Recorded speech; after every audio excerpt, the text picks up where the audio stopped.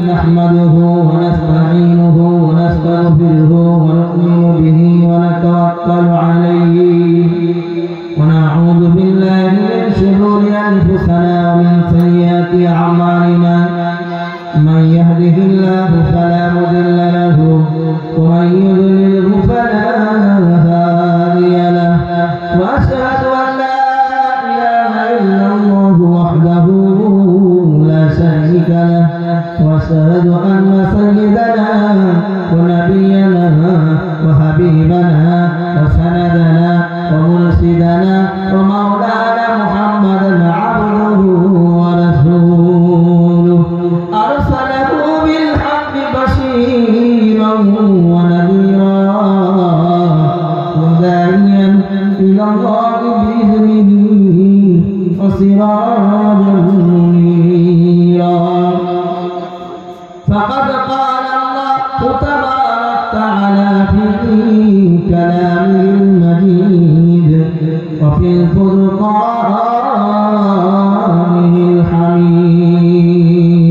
الحميد نعوذ بالله من الشيطان الرجيم بسم الله الرحمن الرحيم قل إن كنتم تحبون الله فاتبعوني يحببكم الله ويغفر لكم ذنوبكم والله غفور رحيم قال النبي صلى الله عليه وسلم من أحب سنتي فقد أحبني ومن أحبني كان معي في الجنة وقال الله تعالى في شان حبيبه وعربه إن الله وملائكته يصلون على النبي يا أيها الذين آمنوا صلوا عليه وسلموا تسليما اللهم صل على سيدنا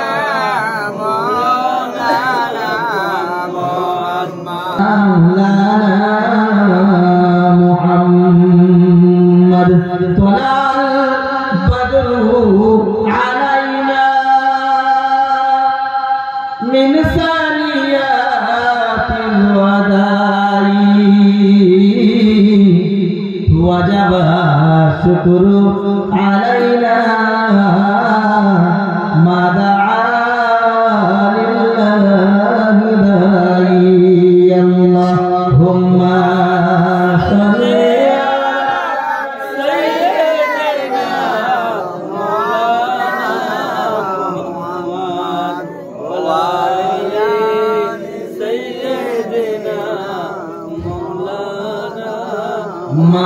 مولانا محمد ونبيه দয়ার হাবিব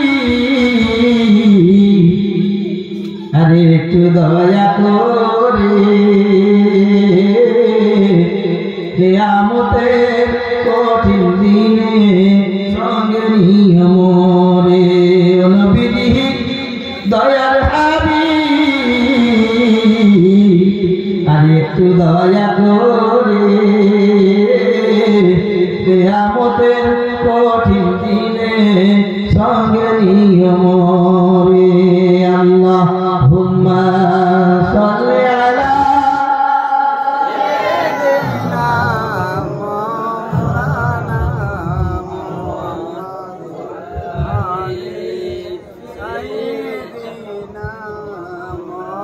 আমি যদি আরো হতাম সোনার মদিনা নবীর পায়ের ধুলি হতাম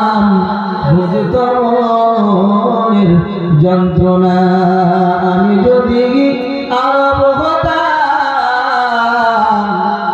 হতাম সোনার মদিনা, নবীর পায়ের ধুলি হতাম, বুঝতো মনের যন্ত্রণা। আল্লাহুম্মা সাল্লি আলা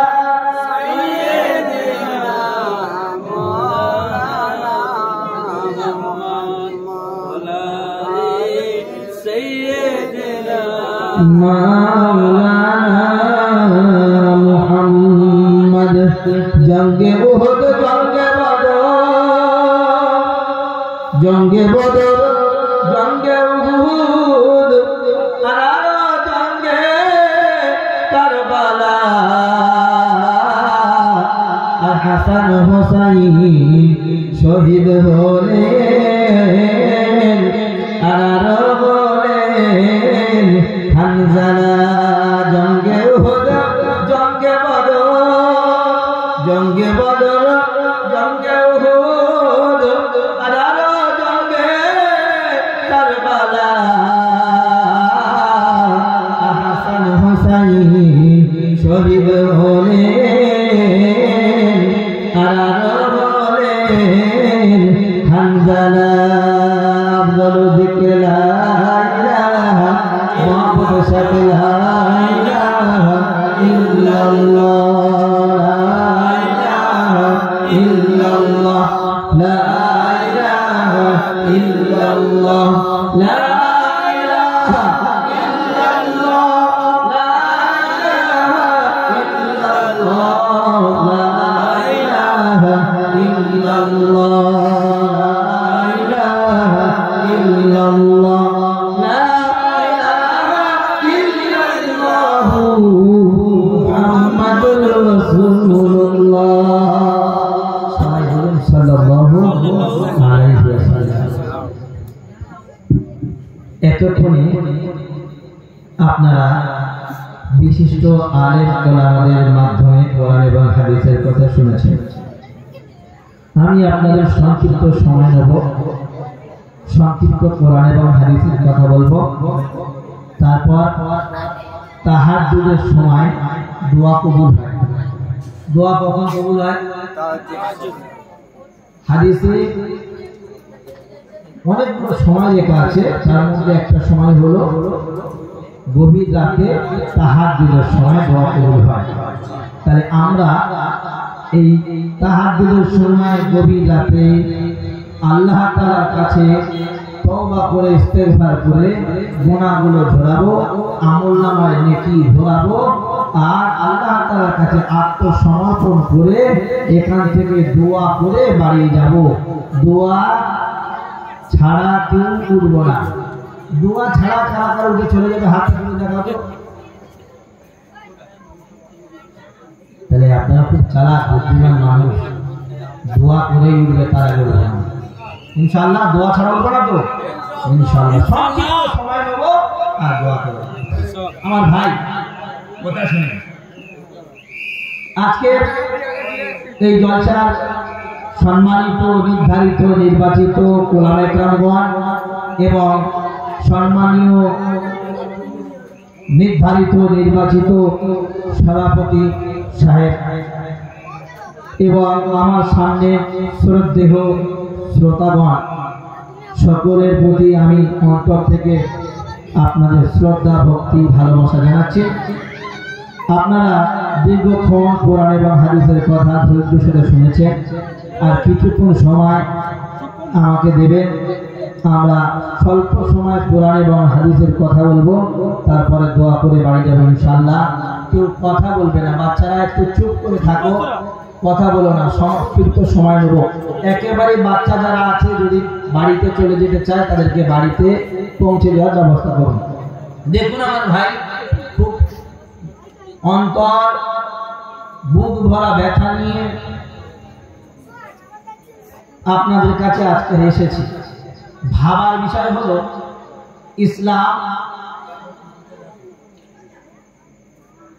যে শব্দ অর্থ হলো শান্তি, যার মানে হলো আত্মসমর্পণ করা, কার কাছে? আল্লাহ তাআলার কাছে, ভেবে দেখা। কিন্তু মূলত আমরা যে মুসলমান দাবিদার, আমাদের করণীয় কি, বর্জনীয় কি, আমার দাম কত, আমি কোথায় ছিলাম, কোথায় এলাম, কোথায় যাব, আমরা মূলত সেগুলো ভেবে দেখি না। আমার ভাই দেখেন, আমি ইসলাম সহজে পেয়ে গেছি। আমি কোনোদিন আমার বাচ্চাকে এতিম করিনি, বিবিকে বিয়া করিনি, আর জিহাদের ময়দানে গিয়ে ইসলাম বাঁচানোর জন্য শহীদ হইনি। কি বলছেন?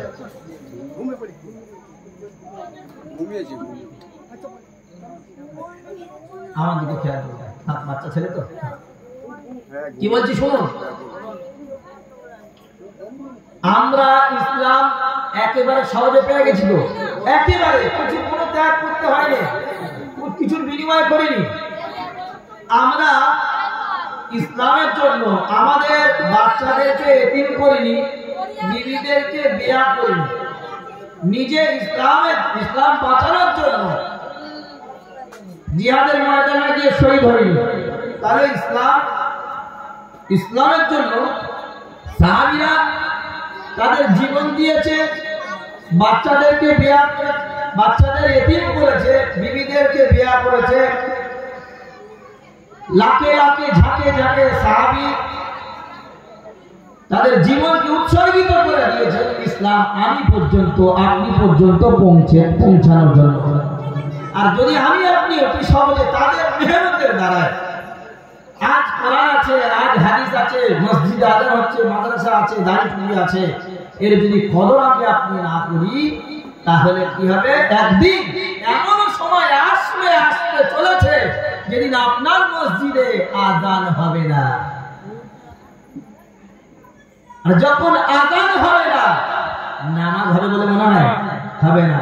সেদিন যে কোনো ভাবে, হয় আপনাদের পক্ষ থেকে, না হয় সরকারের পক্ষ থেকে, যে কোনো ভাবে, যে কোনো বাহানায় মসজিদে তালা লেগে দেওয়া হবে। বর্তমান হচ্ছে, হ্যাঁ কি না বলো? হ্যাঁ। এই জন্য আপনি কি করবেন? বর্তমান যুগে আপনাকে ইমানের মেহনত, আমলের মেহনত, ইসলামী কালচারের উপরে আপনাকে বাঁচতে হবে, মুজাকারা করতে হবে। আপনি নিজে কোরআন শিখুন, বাচ্চাদেরকে শিক্ষা দেন, হাদিস শিখুন, শিক্ষা দেন। ইসলাম যে বিধিবিধানগুলো জানার কথা বলেছে জানতে হবে। নামাজ মসজিদে যখন আদান হবে, সেখানে নামাজে গিয়ে দাঁড়াতে হবে। দেখেন সাহাবীরা কি সুন্দর করে তাদের জীবন সব উৎসর্গিত করেছে ইসলামের জন্য। আমরা কি করেছি? আমরা মসজিদে আজান হয়, একত্রে নামাজ পড়তে পারি। নবীজি বলছেন, সাহাবীরা তোমরা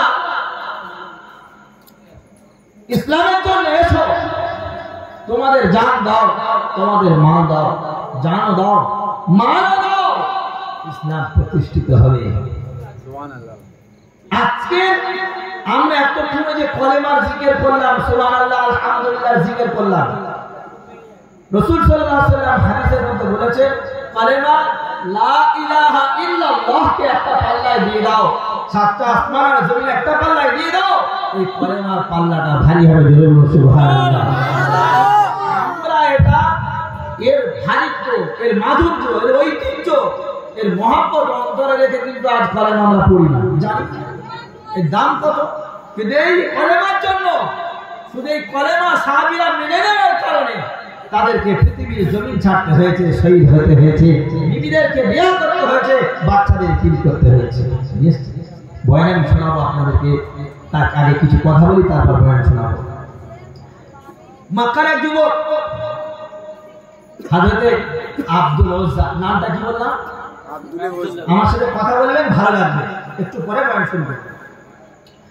এক যুবক, 20 বছরের যুবক, নাম হলো আব্দুল ওজ্জা। আবার জিজ্ঞাসা করছি, নামটা কি?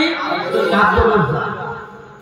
তিনি চাচার কাছে লালিত পালিত হচ্ছে, বাপ মারা গেছে, এতিম ছেলে, বাপ নেই, তো চাচার কাছে থাকে, চাচার ভেড়া বকরি উটের পাল চড়ায়, চাচার বাড়িতে থাকে, চাচার কাছে খাওয়া দাওয়া করে, চাচার কাছে লালিত পালিত হচ্ছে। 20 বছর বয়স। আল্লাহ রাসূল সাল্লাল্লাহু আলাইহি ওয়াসাল্লাম মক্কা ছেড়ে মদিনায় চলে গেলেন, হিজরত করলেন। চলে যাওয়ার পরে আব্দুল উজ্জা চাচাকে ডেকে বলেছে, চাচা জান, মুহাম্মদ সাল্লাল্লাহু আলাইহি ওয়াসাল্লাম সম্পর্কে আপনার কি ধারণা? আমার তো মনে হয় তিনি আখিরি জামানার পয়গম্বর, অর্থাৎ শেষ নবী। চাচা বলছেন, আব্দুল উজ্জা, আমারও তো তাই মনে হয়। চাচা, যেহেতু আপনার তাই মনে হয়, তাহলে আপনি কি কলেমা পড়বেন? বলছে, না, আমি কলেমা পড়বো না। কি ত্যাগ দেখেন একটা কলেমা পড়তে। না, আমি কলেমা পড়বো না। চাচা, আমি যেহেতু আপনার অধীনস্থ, তাই আমি ইন্তজার করছিলাম যে আপনি কবে কলেমা পড়বেন, আর আপনি কলেমা পড়ে নিলে যে আমি কলেমা পড়ে মুসলমান হব। যেহেতু আপনি কলেমা পড়বেন না, চাচা, তাহলে আপনি সাক্ষী থাকুন, আমি আপনাকে সাক্ষী রেখে আমি আজকে পড়ে নিলাম লা ইলাহা ইল্লাল্লাহু মুহাম্মাদুর রাসূলুল্লাহ সাল্লাল্লাহু আলাইহি ওয়াসাল্লাম। কলেমা যখন পড়ে নিলেন, চাচা জান, যেহেতু আপনি কলেমা পড়বেন না, আমি আপনার অধীনস্থ। চাচা জান, আমি ইন্তজার করছিলাম, আপনি কলেমা পড়লে আমি কলেমা পড়ে মুসলমান হব। আপনি যেহেতু কলেমা পড়বেন না, আমার চাচা জান, আপনি সাক্ষী থাকুন, আপনাকে সাক্ষী রেখে আমি কলেমা পড়ে মুসলমান হলাম। চাচা জান বলছে, আব্দুল উজ্জা, তুমি কি জানো এই কলেমা পড়ার কারণে তোমার সাথে এখন কি ঘটনা ঘটতে পারে? আব্দুল উজ্জা বলছে, চাচা জান, আমি কিন্তু তা জানি না। বলে, আব্দুল উজ্জা, শোনো, তুমি যখন কলেমা পড়ে নিয়েছো, তাহলে চাচা ভাইপোর সম্পর্ক আজ থেকে আর থাকবে না, তুমি আমার বাড়ি থাকতে পারবে না। চাচা জান, আপনি যেটা বলবেন সেটা মনে মেনে নিতে রাজি, মানতে রাজি, কিন্তু কলেমা ছাড়তে রাজি নয়। আব্দুল উজ্জা, তুমি যে জায়গায় থাকো সেই ঘরটা আমার ফিরিয়ে দাও। দিয়ে দিলাম। তুমি যে ভেড়া বকরি উটের পালগুলো চড়াও, সেগুলো আমার ফিরিয়ে দাও। ফিরিয়ে দিলাম। আব্দুল উজ্জা, তোমার কাছে টাকা পয়সা যা কিছু আছে সেগুলো সব আমার ফিরিয়ে দাও। ফিরিয়ে দিলাম। আব্দুল উজ্জা বলছেন, চাচা, সব তো আপনাকে ফিরিয়ে দিলাম, যে নবীর কলেমা পড়েছি সেই নবী মদিনায় চলে গেছে, আমাকে মদিনায় যাওয়ার পারমিশন দাও। আব্দুল উজ্জার চাচা বলছেন, আব্দুল উজ্জা, সব দিয়ে দিয়েছো, কিন্তু এখনো বাকি আছে, কি দিতে হবে? চাচা বলছে, আব্দুল উজ্জা রে, তোমার পরনে যে জামাটা আছে সেটা আমি কিনে দিয়েছি আমার টাকায়। তুমি যেহেতু যাবে, তোমার সাথে আমার কোনো সম্পর্ক নাই, তুমি কলেমা পড়ে নিয়েছো, তাই সব যখন দিয়ে দিয়েছো রে আব্দুল উজ্জা, তোমার পরনে পাঞ্জাবি লুঙ্গিটা আমার টাকায় কিনা ফিরিয়ে দাও। আব্দুল উজ্জা চোখ ভরা পানি আর বুক ভরা ব্যথা নিয়ে রব্বুল আলামিনকে সামনে রেখে বলছে, রব্বুল আলামিন, আজকের শুধু কলেমা পড়ার জন্য যে ত্যাগ আমাকে দিতে হচ্ছে, আমি কলেমা যখন পড়ে নিয়েছি সব ছাড়তে রাজি, কিন্তু আমি আব্দুল উজ্জা কলেমা ছাড়তে রাজি না। জামাটা খুলে দিয়ে দিলেন, লুঙ্গিটা খুলে দিয়ে দিলেন। এরপরে 20 বছরের যুবকের অবস্থায় মায়ের কাছে পৌঁছে গেল। আস্তে আস্তে দূর থেকে দাঁড়িয়ে মায়ের বাড়ির কাছে কাছে গিয়ে, আসসালামু আলাইকুম, আমার গর্ভধারিণী মা, আমার প্রসবিনী মা। মা বাইরে এসে একবার তাকিয়ে দেখে পা থেকে মাথা পর্যন্ত উলঙ্গ। তাড়াতাড়ি চোখটা সরিয়ে নেয়, মাথাটা নিচু করে নিয়ে বলছে, আব্দুল উজ্জা রে, তোমার এই অবস্থা হলো কেন বাবা? তোমার এই অবস্থা হলো কেন? আব্দুল উজ্জা বলছে, আম্মানি, আমি কলেমা পড়েছি, যার কারণে আমার চাচা সব নিয়ে নিয়েছে, আর তারপরে তার সাথে সাথে পরনের কাপড়টাও নিয়ে নিয়েছে। আমার গর্ভধারিণী মা, আপনার কাছে এতটুকু আবেদন, কোন একটা কাপড় যদি থাকে আমাকে দেন, আমি লজ্জাস্থানটুকু ঢেকে, কোমরটুকু ঢেকে নবীর কলেমা পড়েছি সেই নবীর কাছে পৌঁছে যায়। হযরত আব্দুল উজ্জা আম্মা জান কেতাবে লেখা হলো, এমন একটা ছোট কাপড়ের টুকরো দেয়া হলো, কোমর ঢাকা হয়েছে কিন্তু হাঁটু ঢাকা গেল না। এই অবস্থায় হযরত আব্দুল উজ্জা মায়ের কাছ থেকে মদিনার প্রান্তরে নবী মুহাম্মদ রাসূলুল্লাহ সন্ধানে বেরিয়েছি। বিশ্বনবী মুহাম্মদ রাসূলুল্লাহ কাছে পৌঁছে গেল। হযরত আব্দুল্লাহ রাদিয়াল্লাহু তাআলা হযরত আব্দুল উজ্জা রাদিয়াল্লাহু তাআলা যখন নবীর কাছে পৌঁছেছে, বিশ্বনবী মুহাম্মদ রাসূলুল্লাহ বলে, আব্দুল উজ্জা তোমার এই অবস্থা কেন? ইয়া রাসূলুল্লাহ, ইয়া হাবিবাল্লাহ, হুজুর ইসলাম গ্রহণ করেছি, কলেমা পড়েছি, চাচার কাছে ছিলাম, বাপ নেই, আমি এতিম। চাচা কলেমা পড়ার কারণে সব নিয়ে নিয়েছে, তার সাথে সাথে পাঞ্জাবি লুঙ্গিটাও নিয়ে নিয়েছে। আমি আমার মায়ের কাছে এই কাপড়টুকু নিয়ে আপনার সঙ্গে এসেছি। ইয়া রাসূলুল্লাহ, ইয়া হাবিবাল্লাহ, বিশ্বনবী মুহাম্মদ রাসূলুল্লাহ মায়ের নবী, দয়ার নবী, রহমাতুল আলামিন, তিনি বুক ভরা ব্যথা, চোখ ভরা পানি, সাহাবীদেরকে ডেকে বলেন, সাহাবীরা রে, আব্দুল উজ্জাকে তোমরা সেবা যত্ন করো, আব্দুল উজ্জাকে তোমরা কোরআন শিক্ষা দাও। আব্দুল উজ্জাকে আপনার উপর মধ্যে দিয়ে দিলেন, আর নবী বললেন, আব্দুল উজ্জার দিকে খেয়াল রাখবি, তাকে কোরআন শিক্ষা দিবি। নব মুসলিম হযরত আব্দুল্লাহ আব্দুল উজ্জাকে বিশ্বনবী বলেন, আব্দুল উজ্জা ইসলাম গ্রহণ করার কারণে যে ত্যাগ তুমি সহ্য করেছো, এই ত্যাগ তোমাকে দিতে হয়েছে, এই কষ্ট তোমার অন্তরে, যে কষ্ট তোমার বেদনা, যে বেদনা তোমার বুক ভরা ব্যথা। আব্দুল্লাহ, আব্দুল উজ্জা, আমি নবী মুহাম্মদ রাসূলুল্লাহ আজকে তোমার নাম পরিবর্তন করে তোমার নাম রাখলাম আব্দুল্লাহ। বলেন এরপরে নবীজি কোরআন শিখাতে বললেন, খেয়াল রাখতে বললেন। কোরআন যখন শিখলো, এরপরে কিছুদিন যাওয়ার পরে সাহাবীরা নবীজির কাছে স্বীকার করেন, ইয়া রাসূলুল্লাহ, হাবিবাল্লাহ, হুজুর ওই নবমুসলিম হযরত আব্দুল্লাহ এত চিৎকার মেরে কোরআন তেলাওয়াত করে, আমাদের ঘুম হয় না, আমাদের কষ্ট হয়, আমাদের ঘুমের মধ্যে ব্যাঘাত ঘটে। নবী মুহাম্মদ রাসূলুল্লাহ বলেন, সাহাবীরা রে, চিৎকার দিয়ে কোরআন তেলাওয়াত করতে দাও। ইসলাম গ্রহণ করার কারণে এত বিসর্জন, এত ত্যাগ দিতে হয়েছে, চিৎকার দিয়ে কোরআন পড়ে অন্তরে শান্তি আনতে দাও। ওই আব্দুল্লাহর শিকারে আমি নবী মুহাম্মদ রাসূলুল্লাহর কাছে কোনদিন তোমরা করবে না। ইসলাম কি? এরপরে উহুদের যুদ্ধের ময়দানে দাঙ্গা বেজে গেল। নবী মুহাম্মদ রাসূলুল্লাহ সাহাবীরা মাল সামান জড়ো করো, জিহাদের ময়দানে যেতে হবে, জানও লাগবে, মালও লাগবে, জানও দিতে হবে, মালও দিতে হবে, সমস্ত কিছু জড়ো করো।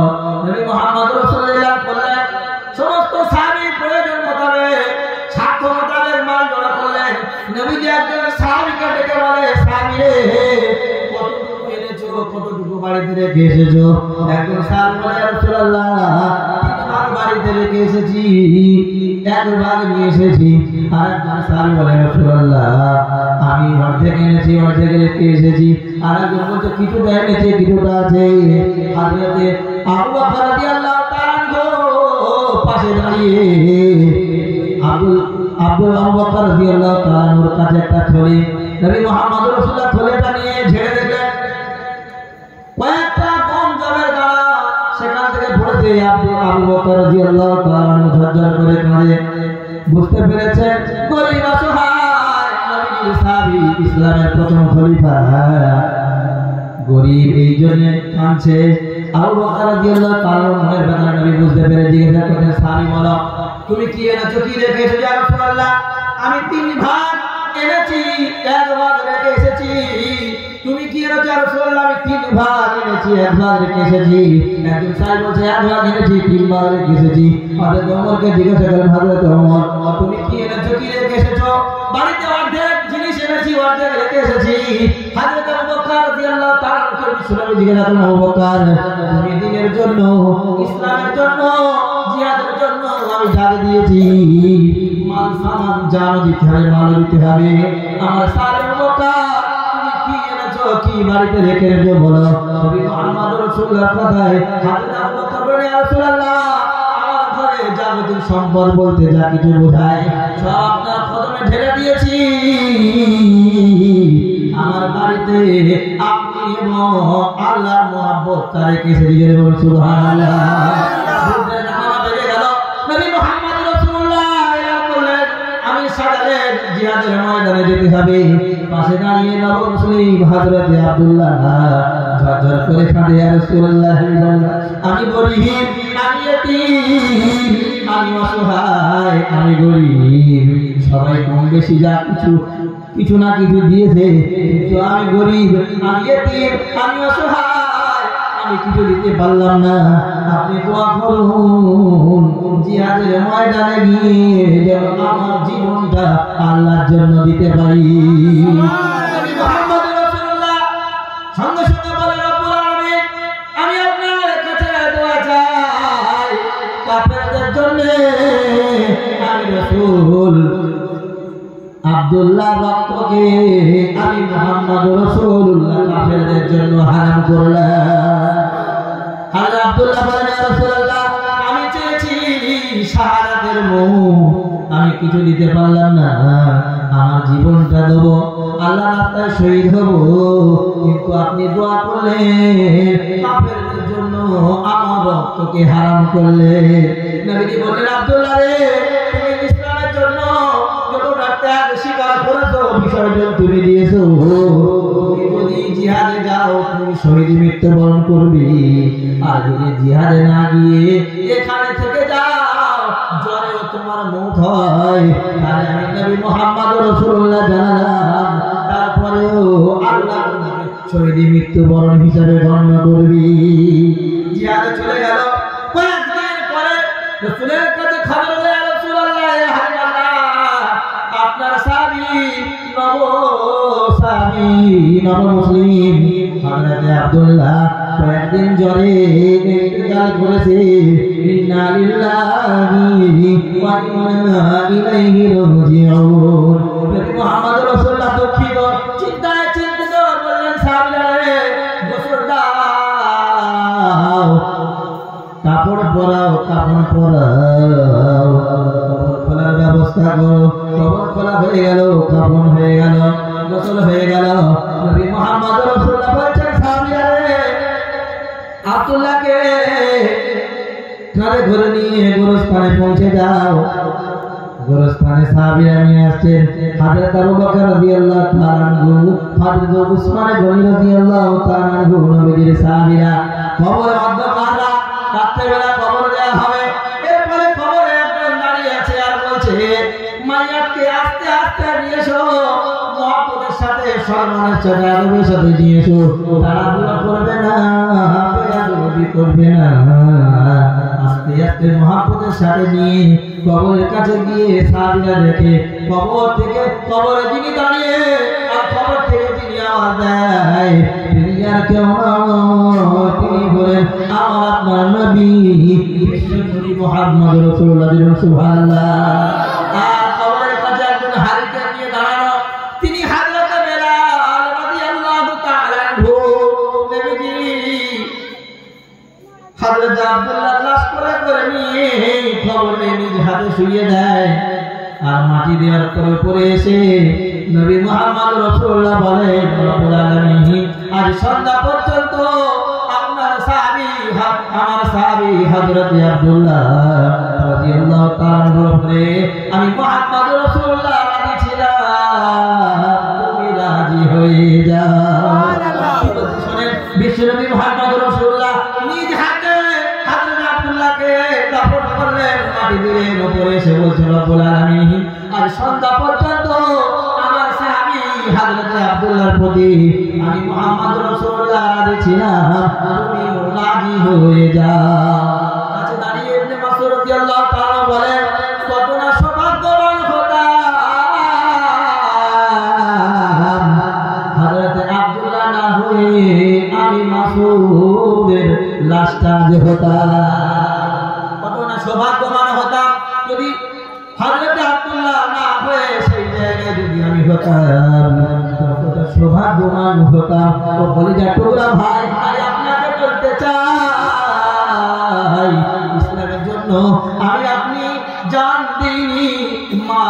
এরকম ভাবে দিইনি, আমাদের বিবিদেরকে বিয়া করিনি, বাচ্চাদেরকে তিন করিনি, জিহাদের ময়দানে গিয়ে শহীদ হইনি। ইসলাম আরামের সাথে শান্তিপূর্ণ ভাবে আমাদের কাছে পৌঁছে গেছে। সেই ইসলামের উপরে যদি আমি টিকে রাখতে না পারি, ঈমান আমলের উপরে মেহনত যদি না করতে পারি, তাহলে ইসলাম একদিন আমার থেকে চলে যাবে। আমাকে আপনাকে আল্লাহর দরবারে কৈফিয়ত দিতে হবে। আল্লাহ রাব্বুল আলামিন বলেন, নবী মুহাম্মদ রাসূলুল্লাহ বলেছেন, মান আহাব্বা সুন্নতি ফাকাদ আহাব্বানি ওয়া মান আহাব্বানি কানা মাই ফিল জান্নাহ। নবী মুহাম্মদ রাসূলুল্লাহ বলেন, যে ব্যক্তি আমার সুন্নতকে ভালোবাসবে, আমল করবে, আমার সুন্নতকে মহব্বত করবে, ভালোবাসবে, সে আমি নবী আমাকে ভালোবাসলো। আর যে আমাকে ভালোবাসলো, আমার সাথে জান্নাতে সঙ্গী হলো। সুবহানাল্লাহ। রব্বুল আলামিন বলেন, কুল ইন কুনতুম তুহিব্বুনাল্লাহ ফাত্তাবিউনি ইউহিব্বুকুমুল্লাহ ওয়া ইয়াগফির লাকুম যুনুবাকুম আল্লাহু গফুরুর রহিম। রব্বুল আলামিন বলেন, হাবিব আমার বন্ধু, আমার রাসূল, আমার নবী, আপনি ঘোষণা দিয়ে দেন, যারা আমি আল্লাহকে ভালোবাসতে চাই, আমি আল্লাহকে যারা ভালোবাসে, ফাত্তাবিউনি, তারা যেন আপনার অনুসরণ করে, আপনার অনুসরণ করে। হাবিব যখন আপনার অনুসরণ হবে, ইউহিব্বুকুমুল্লাহ, আমি আল্লাহ তাদের ভালোবাসবো, ওয়া ইয়াগফির লাকুম যুনুবাকুম, আমি আল্লাহ রাব্বুল আলামিন তাদের ভালোবেসে জীবনের গুনাহ খাতা মাফ করব। জোরে বলুন সুবহানাল্লাহ। নারায়ে তাকবীর, নারায়ে তাকবীর।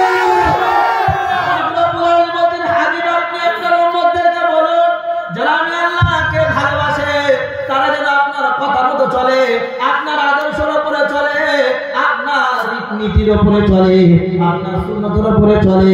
যখন আপনার সুন্নতের উপরে চলবে, আমি আল্লাহ স্বয়ং তাদের ভালোবাসবো। আর আমি আল্লাহ যখন তাদের ভালোবাসবো, তাদের পিছনের জীবনের সব গুনাহ খাতা আমি আল্লাহ রাব্বুল আলামিন তাদের মাফ করব। সুবহানাল্লাহ। কিসের এত লঙ্কা বলো, কিসের এত আলাপন, ছাড়বে তুমি এই পৃথিবী, ছাড়বে তুমি বিশ্বভুবন, পাবনি গো তুমি কার জননী, হবি মাকার পিতা, ছাড়বে তুমি এই পৃথিবী, ছাড়বে মাতা পিতা। ও কলিজা তোমরা মুসলমানেরা, আজকে আমি আপনাদেরকে বলতে চাই, আমি যে হই আর যাই হই, যেভাবে হই না কেন, মুফতি সাহেব হুজুর বলছিলেন, আল্লাহ বলেছে সময় যখন হয়ে যাবে, সবার মাঝখান দিয়ে আল্লাহ এসে টেনে নেবে। রব্বুল আলামিন বলেন, কুল্লু নাফসিন যায়কাতুল মাউত সুম্মা ইলাইনা তুরজাউন। আমি আল্লাহ রাব্বুল আলামিন মৌতের স্বাদ সকলকে চাখাবো, আর তারপরে আমি আল্লাহ মৃত্যুবরণ করার পরে আমি আল্লাহ আমার কাছে ফিরিয়ে নেব। আমরা মনে মনে করি, হয়তো আমরা মরবনি। কারা কারা মরবে না হাতটা তুলে রাখো। মরবে সবাই জানি, কিন্তু ভয় করি না। সবাই জানি মারা যাব, একদিন দুনিয়ায় কেউ থাকবো না, সবাই কবরস্থ হব। কিন্তু মুহূর্তের থেকে আমরা অনেক দূরে মনে করি, কিন্তু মউত কার কখন আসবে কেউ জানে না। রব্বুল আলামিন বলেন, বান্দা শোনো, কুল্লু নাফসিন যায়কাতুল মাউত সুম্মা ইলাইনা তুরজাউন। আমি আল্লাহ রাব্বুল আলামিন সমস্ত জীবকে মৃত্যুর স্বাদ চাখাবো, সবাই মৃত্যুবরণ করবে, সুম্মা ইলাইনা তুরজাউন। আর মরণের পর আমি আল্লাহ আমার কাছে ফিরিয়ে নেব। রব্বুল আলামিন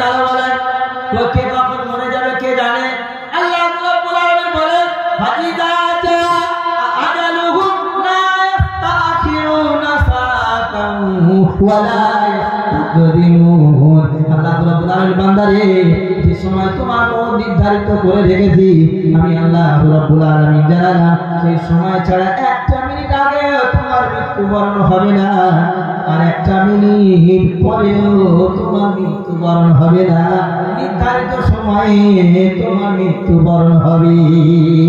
আল্লাহ রাব্বুল আলামিন কুল ইয়াতাওয়াফা মালাকুল মাউতিল্লাযী উকিলা বিকুম সুম্মা ইলা রাব্বিকুম তুরজাউন। সময় যখন হয়ে যাবে আমি আল্লাহ রাব্বুল আলামিন মালাকুল মউতকে পাঠাবো, আর মালাকুল মউত তোমার কাছে গিয়ে জান কবজ করবে। জান কবজ করার পরে তোমাকে আমি আল্লাহ আমার কাছে সুপুর্দ করবি। এরপরে যখন মালাকুল মউত আল্লাহ তোমার জান কবজ করে আমার কাছে জমা করে দেবে, কিছুক্ষণ পরে মানুষ জানতে পারবে মসজিদের মুয়াজ্জিন আযানের আগে কিংবা আযানের পরে এলান করবে হযরতে আহসানুল্লাহ সাহেব পৃথিবীর জমিন থেকে বিদায় হয়েছে। তারা জানাজা নামাজ জোহরের নামাজের পরে অনুষ্ঠিত হবে। একে একে সবার কাছে টেলিফোন যাবে, আত্মীয়-স্বজন খবর পাবে, সবাই চলে আসবে। পায়ের ধারে বাচ্চারা বসে কাঁদবে, সাদের বিবি ঘরের ভিতরে কাঁদবে, বাম্মা কাঁদবে, আত্মীয়-স্বজন কাঁদবে। ও কলিজার টুকরা ভাই, আমি আপনাকে বলতে চাই তাড়াতাড়ি কাফনের ব্যবস্থা করা হবে। কাফন একজন আনবে, কবর খোলা হবে, বাঁশ কাটা হবে, পানি গরম হবে, বোতলের ব্যবস্থা করা হবে। তারপরে চার তাকবীর দিয়ে আমার জানাজা হবে। এরপরে কাঁধে করে নিয়ে কবর পর্যন্ত আত্মীয়-স্বজন সবাই যাবে। কবরে রেখে এসে দুটো মাটি দিয়ে সবাই চলে আসবে। নবী মুহাম্মদ রাসূলুল্লাহ বলেন, মানুষ যখন মারা যায় তিনটে জিনিস তার সাথে যায়, দুটো জিনিস ফিরে আসে, একটা জিনিস রয়ে যায়।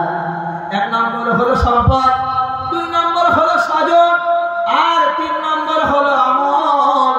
নবীজি বললেন যখন মানুষ মারা যায় কবর পর্যন্ত তিনটে আমল যায়, তিনটে জিনিস যায়।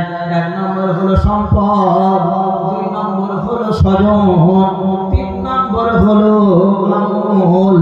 এই স্বজন সম্পদ ফিরে আসে, চলে আসে, আমার সাথে থাকি।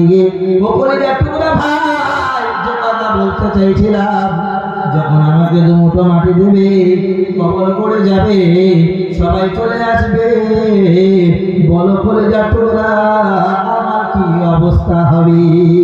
ফেরেশতা তো আসবে, সেদিকে যে করবে মা রব্বুকা, তোমার রবকে, আমার দিনটা তোমার দিন কি, আমার নবীটা তোমার নবীকে। যদি আল্লাহর হুকুম মেনে না চলি, রাসূলের তরিকায় যদি না চলি, ইসলাম যে আমার দিন, আমার বিধান, তার উপরে যদি না চলি, আমি কি বলতে পারবো আমার রব হলো আল্লাহ, আমার নবী হলো মুহাম্মদ রাসূলুল্লাহ, আমার দিন হলো ইসলাম? এত সহজে জবান থেকে বার হবে না। বলে যারা তোমরা ভাই রে, তাহলে বোঝা গেল সন্তান যাবে, সম্পদও যাবে, স্বজন যাবে, সবাই ফিরে আসবে। সন্তান, সম্পদ, স্বজন ফিরে আসবে, আমল তোমার সাথে থাকবে। বলো দেখি, কবরে একা যাবে নাকি আমল নিয়ে যাবে? কি নিয়ে যাবে বলো? যদি আমল নিয়ে যায় তাহলে রেহাই, আর আমল ছাড়া গেলে পাবে ভরপুর পেটায়। কারণ কি বলো? চাচারা জানে, বয়স্ক লোকেরা জানে, কবরে লাশ যাওয়ার আগে চলে যায় বাঁশ। কি যায়?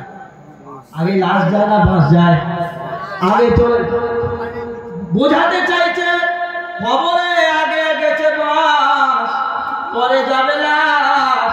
আমল নিয়ে যাস, তা না হলে একটু চিন্তা ভাবনা করে যা, সেখানে চলে গেছে একেবারে চাচা বাঁশ। তাহলে কবরে যেতে গেলে আমল ছাড়া গেলে রেহাই নেই, আমল নিয়ে যেতে হবে। তাই আমল করো, তাই আমল করো, তাই আমল করো। আমি কেন একা গলে যাব?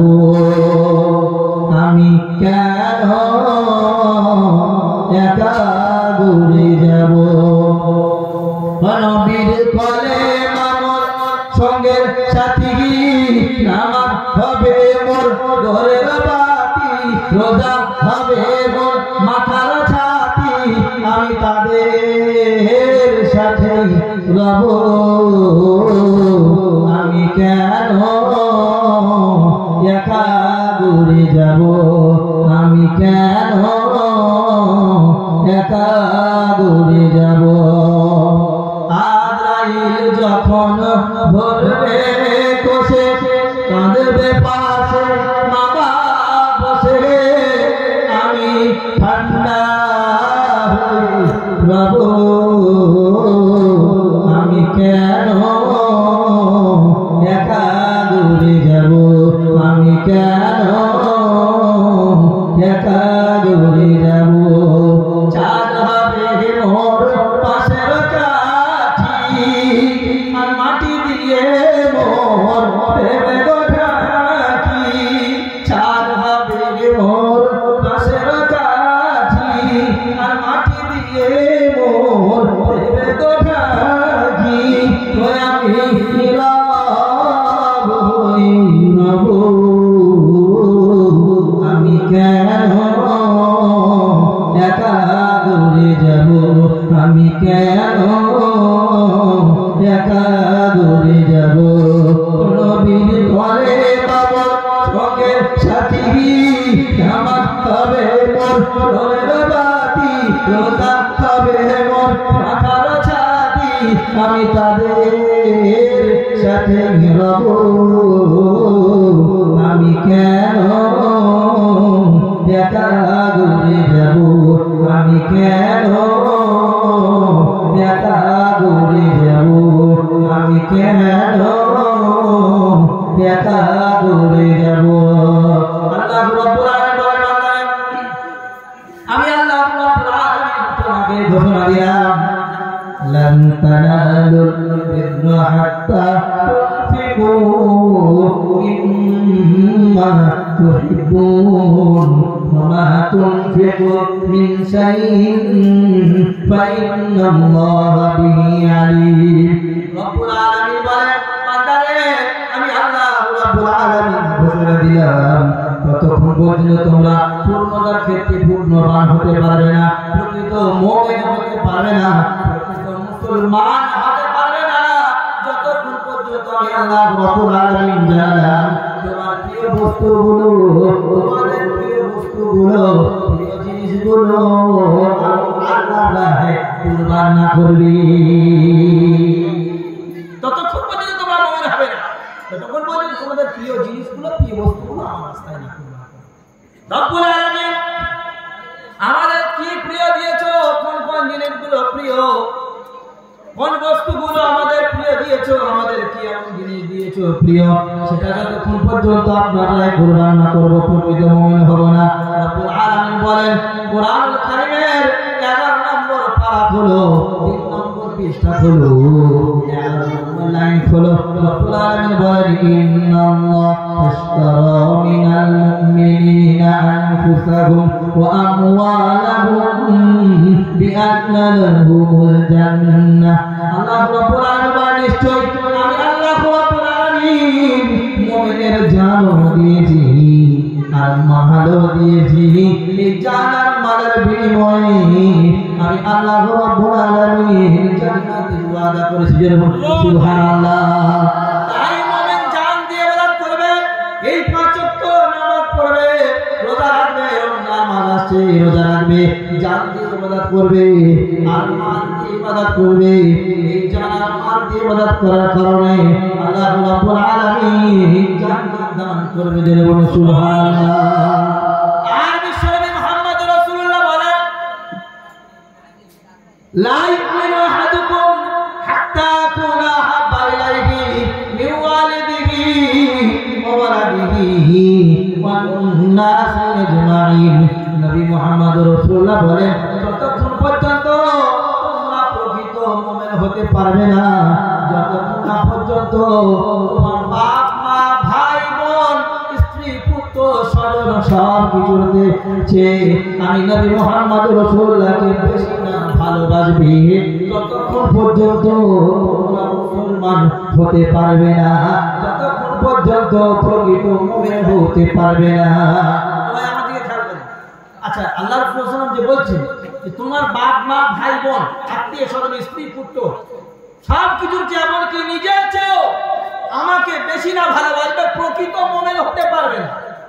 হ্যাঁ ভাই, আমরা আমাদের বাপ মা ভাই বোন স্ত্রী পুত্র স্বজনের থেকে দুনিয়ার মহাপ্রভুর থেকে নিজের থেকে নবীকে বেশি ভালোবাসতে পেরেছি? আমি কথা বলে না, নবীকে বেশি ভালোবাসতে পেরেছি? হয় না? কিছু কিছু লোক বলছে হ্যাঁ হুজুর হয়তো আমরা নবীকে খুব ভালোবাসি, ও আপনার ভালোবাসা আপনার কাছে রেখে দেয়। বলে নবীকে কেমন ভালোবাসো? 60 বছর বয়স হয়ে গেলে দাঁড়িয়ে এখনো পর্যন্ত ছাঁচো। নবীকে কেমন ভালোবাসো?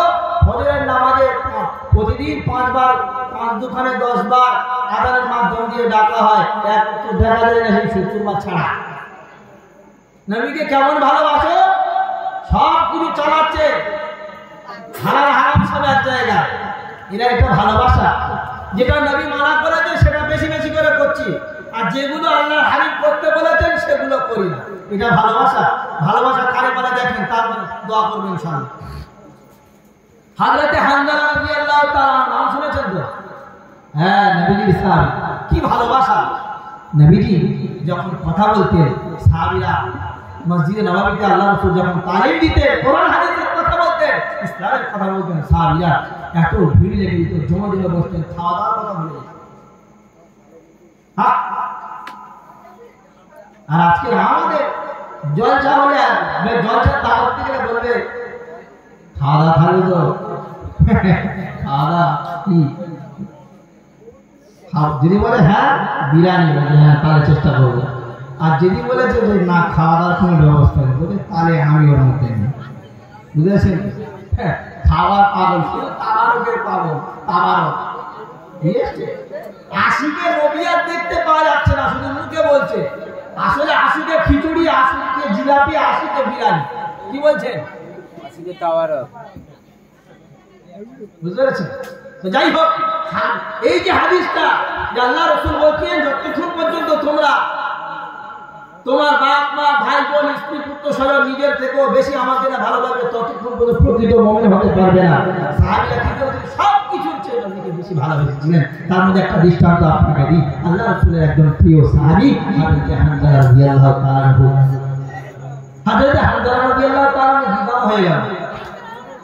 নবীজি বলছেন, হানজালা আজ রাতে তুমি বিবির সাথে তোমার রাত কাটাবে, বিবির কাছে থাকবে, তোমাকে আমার দরবার থেকে ছুটি দেওয়া হবে। এখানে একটা কথা সংক্ষেপে বলে রাখি আমার ভাই, খুব খেয়াল করবে। আল্লাহ রাসূলের সুন্নাত হলো যেদিন বিবাহ হবে সেই দিন, সেই রাত্রেবেলা স্বামী স্ত্রী কিন্তু এক ঘরে থাকবে। কি বলছেন? বুঝতে পারছেন আমার কথা? স্বামী স্ত্রী যখন বিবাহ হবে, যেদিন বিবাহ হবে সেই রাতে স্বামী স্ত্রী এক জায়গায় থাকবে। এখন আমাদের বর্তমান সময়, আপনাদের দিকে কি হয় জানি না, আমাদের ওই দিকটা জয়নগরের কথা বলছি, বিয়ে হয়ে যাওয়ার পরে ইমাম সাহেব বিয়ে করে চলে গেল, বিভিন্ন রকমের রীতিনীতি আছে, সেই দিকে আমি যাচ্ছি না। এখন নতুন বউয়ের সাথে নানি যাবে, না দাদি যাবে, বলতে কোথায় যাবে? বলে খাটে যাবে। খাটে ওখানে যাবি কেন? মসজিদে যে খাট আছে সেই খাটে জানা। এবার গিয়ে বিয়ের দিন রাত্রিবেলা গিয়ে দাদি আর নাতনি কিংবা নাতনি আর দাদি এক ঘরে থাকবে। আর ইয়ে পাগলা 20-21 বছর বয়সে বিয়ে করেছে, একদিন হালে হালে ডালে ডালে ঘুরে ঘুরে ঘুরে ঘুরে রাত্রিবেলা খালি খালি আসছে আর একবার দিকে চলে যাচ্ছে। শুধু একবার হবে না, কি করি বলছেন?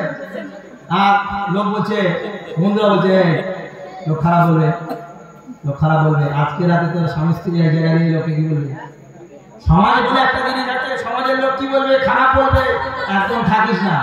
কি বলছেন? হ্যাঁ, আচ্ছা 18 বছর দাদি তোর কাছেই তো ছিল, তা তোর পাশে শুয়ে আশা মেটে 18 বছর পর্যন্ত নানি তোর কাছে তো ঘন ঘন গিয়েছিল, আশা মেটে বিয়ে হয়ে গেছে, একজনের হাতে দিয়ে দিবি, তার কাছে দেখুন সেখানে তোমার আমি তোর গাড়ি সব বুঝেছি না সেটা? যে শরিয়াতের খেলা, আপনার সমাজ কি বলবে আমার দেখার দরকার নেই, আমি মুসলমান, শরিয়াত মেনে চলতে হবে। তাই দাড়ি রাখতে পাঠাতে মানা করছি না, পাঠাবেন, কিন্তু কে কি বলবে দেখার দরকার নেই। আমার রাসূলের সুন্নাত, যেদিন বিয়ে হবে সেই দিন স্বামী স্ত্রীকে এক ঘরে দিতে হবে, এটা সুন্নাত।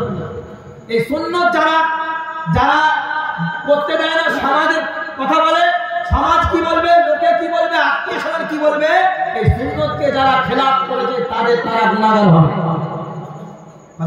কথা বুঝতে পারলেন? আপনি নিজে দায়িত্ব নিয়ে, আজকে পথ দিয়ে দায়িত্ব নিয়ে যেখানে বিয়ে হবে আপনার আত্মীয় স্বজনের মধ্যে আপনি দাঁড়িয়ে আলেমের কোন ইমাম সাহেবের কাছ থেকে জিজ্ঞাসা করে তাদেরকে এক রাতে দেওয়ার চেষ্টা করবেন, আপনি নেকি পাবেন। কারণ ওই নবীজি বলছে, মান তামাসসাকা বিসুন্নতি ইনদা ফাসাদি উম্মতি ফালাহু আজরুহু মিআতি শাহিদ। এই ফিতনা ফাসাদের জামানায় কোন ব্যক্তি যদি আমার সুন্নাতকে আঁকড়ে ধরে 100 শহীদের সওয়াব পাবে। জোরে বলুন সুবহানাল্লাহ। এবার নবী মুহাম্মদ রাসূলুল্লাহ হানজালাকে বলেন, হানজালা আমার কলিজার টুকরা সাহাবী রে, আমি নবী মুহাম্মদ রাসূলুল্লাহ তোমাকে আজকে ছুটি দিলাম, কারণ তোমার আজকের বিবাহ হয়েছে আমার সুন্নাত যে তুমি স্বামী স্ত্রী এক ঘরে থাকবে, দুটো মিষ্টি মধুর কথা বলবে, প্রেম ভালোবাসার কথা বলবে, তোমাকে আজকে আমার দরবার থেকে ছুটি দিলাম। হযরত হানজালা নবীর কথা মতো বিবির কাছে গিয়েছেন, যাওয়ার পরে মধু মিষ্টির কথা বলেছে, মধুর মিলন হয়েছে, এরপরে ভোর হয়েছে, তখন গোসল করার জন্য তৈরি দিচ্ছে। হানজালা রাদিয়াল্লাহু তাআলা আনহু গোসল করবে, এমন অবস্থায় এলান হচ্ছে, কে আছো আল্লাহর বান্দা, এসো। আল্লাহর পক্ষ থেকে এলান হয়েছে, নবী মুহাম্মদ রাসূলুল্লাহ এলান করেছে আল্লাহর দ্বীন বাঁচাতে উহুদের যুদ্ধের ময়দানে যেতে হবে, আর দ্বীন বাঁচানোর জন্য আপনাকে বার হতে হবে। হযরত হানজালা রাদিয়াল্লাহু তাআলা পানি ঢালবে, এমন অবস্থায় চিন্তা করছেন, পানি ঢালবো, কাপড় পাল্টাবো, গোসল করব, তারপরে যাব, দেরি হয়ে যাবে। তিনি তাড়াতাড়ি বাড়িতে গেলেন, গিয়ে বলছেন, বিবি রে শোনো, বিবি আমি তোমাকে ভালোবাসি, কিন্তু আল্লাহ এবং রাসূলের থেকে বেশি ভালোবাসি না। হ্যাঁ বিবি, আমি আজকে আল্লাহর দ্বীন বাঁচাতে রাসূলের এলান হয়েছে, আমাকে যেতে হবে। বিবি তুমি সবর করো, আল্লাহ রাজি থাকলে জান্নাতে দেখা হবে। বিবিও কেমন বিবি, কেমন বিবি ছিলেন, তিনি বলছেন, স্বামী আমি আপনাকে ভালোবাসি, কিন্তু আল্লাহ এবং রাসূলের থেকে বেশি ভালোবাসি না, তাই আল্লাহর জন্য আমি আপনাকে আজকের বিদায় দিলাম, ছেড়ে দিলাম। জোরে বলুন সুবহানাল্লাহ। ঢাল তরোয়াল নিলেন, এরপরে হযরত হানজালা রাদিয়াল্লাহু তাআলা আনহু উহুদের যুদ্ধের ময়দানে পৌঁছালেন, সেখানে লড়াই করলেন। কিছুক্ষণ পরে হযরত হানজালা রাদিয়াল্লাহু তাআলা শহীদ হয়ে গেলেন। ইন্না লিল্লাহি ওয়া ইন্না ইলাইহি রাজিউন। শহীদ হয়ে গেলেন, সকাল হয়ে গেল, নবীজির কাছে ওই নববধূ হযরত হানজালার স্ত্রী, আসসালামু আলাইকা ইয়া রাসূলুল্লাহ, হাবিবাল্লাহ হুজুর। ওয়া আলাইকুমুস সালাম ইয়া রাসূলুল্লাহ, আমি সেই কাল বিবাহিত আপনার হানজালার নববধূ, নব স্ত্রী আমি, ইয়া রাসূলুল্লাহ। আপনার স্বামী হযরত হানজালা গোসল করবে, এমন অবস্থায় আপনার পক্ষ থেকে এলান হয়েছে আল্লাহর দ্বীন বাঁচানোর জন্য ফরজ গোসল আদায় না করে আমার স্বামী জিহাদের ময়দানে গিয়ে শহীদ হয়েছে। গো রাসূল, ইয়া রাসূলুল্লাহ, আমি আপনার কাছে শিকায়ত করতে আসিনি, যারা জিহাদের ময়দানে যায় শহীদ হয় তাদের গোসল হয় না, কাফন হয় না, অবস্থায় দাফন করে দিতে হয়, আর কিয়ামতের ময়দানে টাটকা কাঁচা রক্ত গায়ে থেকে ঝরবে, কিয়ামতের ময়দানে অমত অবস্থায় উঠবে, আল্লাহ রাব্বুল আলামিন তাদের জান্নাতের ফয়সালা করবে। ইয়া রাসূলুল্লাহ, আমি জানি শহীদ যারা হয় তাদের কাফন হয় না, গোসল হয় না গো রাসূল, কিন্তু আপনার সাহাবী, আমার স্বামী হযরত হানজালা, তিনি গোসলের ফরজ গোসল হয়ে গেছে, ফরজ গোসল আদায় না করে দেরি হয়ে যাবে বলে জিহাদের ময়দানে আপনার এলান শুনে চলে গেছে। ইয়া রাসূলুল্লাহ, শহীদ হয়ে গেছে, আপনি আমার স্বামী নাপাক আছে, আপনি আমার স্বামীর লাশটা নিয়ে ইয়া রাসূলুল্লাহ আপনি গোসলের ব্যবস্থা করুন। বিশ্বনবী মুহাম্মদ রাসূলুল্লাহ চোখ ভরা পানি মুখ ভরা ব্যথা নিয়ে আফসোস করছে আর বলছে, আমার সাহাবী রে, আমি তোকে পাঠিয়েছিলাম বাসর ঘরে স্ত্রীর কাছে থাকবে, তুমি আমাকে এত ভালোবাসো, আল্লাহকে এত ভালোবাসো, আল্লাহর দ্বীনকে এত ভালোবাসো, আমার পক্ষ থেকে এলান হয়েছে, এলান শুনে গোসল না করে তুমি জিহাদের ময়দানে গিয়ে শহীদ হয়েছে। নবী মুহাম্মদ রাসূলুল্লাহ বলেন, সাহাবীরা রে, হযরতে হামজার লাশ জড়ো করো, দেখো উহুদের প্রান্তরে হামজার লাশ কোথায় পড়ে আছে, নিয়ে এসো, গোসলের ব্যবস্থা করো। বিশ্বনবীর কথা শুনে হযরতে হামজার লাশ নেওয়ার জন্য সাহাবীরা পৌঁছেছেন। সারা উহুদের মাঠ ঘুরে দেখে হযরতে হামজার লাশ পাওয়া যায় না। ইয়া রাসূলুল্লাহ, ওই যুদ্ধে 70 থেকে 72 জন সাহাবী শহীদ হয়েছিল, সবার লাশ পাওয়া গেছে, হযরতে হামজা রাদিয়াল্লাহু তাআলা আনহুর লাশটা পাওয়া যায় না। ইয়া রাসূলুল্লাহ, আপনার সাহাবী হযরতে হামজার লাশ পাওয়া যায় না। নবী চিন্তা চিন্তিত, কোথায় গেল আমার সাহাবীর লাশ?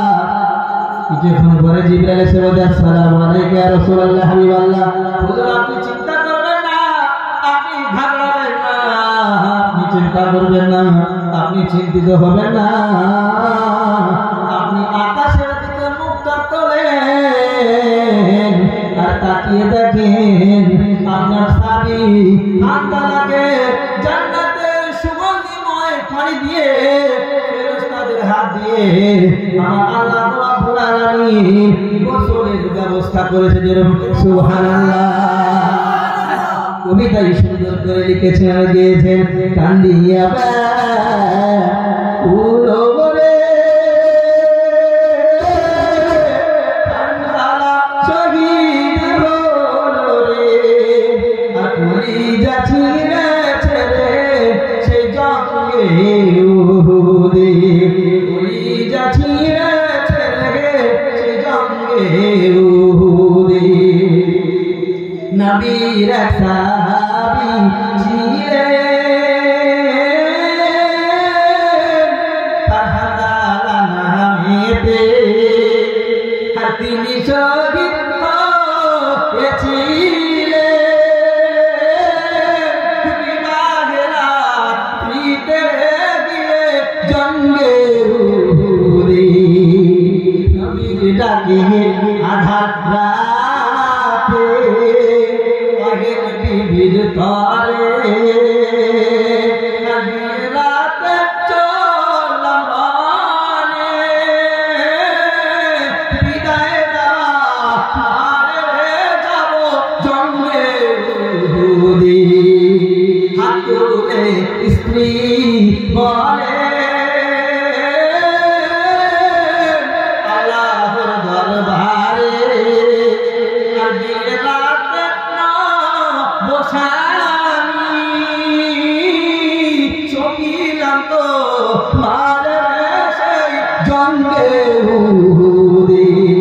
যুদ্ধে গেলে শহীদ হয়ে কাপাত হালাতে, নবী জেনে আমাদের বলেন গোসল দিতে জঙ্গে উহুদে। যুদ্ধে গেলেন শহীদ হইলেন কাপাত হাতে, নবী জেনে আমাদের বলেন গোসল দিতে সেই জঙ্গে উহুদে। কইলি আর নবীজি শুনিতে কালার গোসল হয়েছে, ফেরেশতাদের হাতের জান্নাতের পানিতে। আর নবীজি পাইলেন শুনিতে কালার গোসল হয়েছে,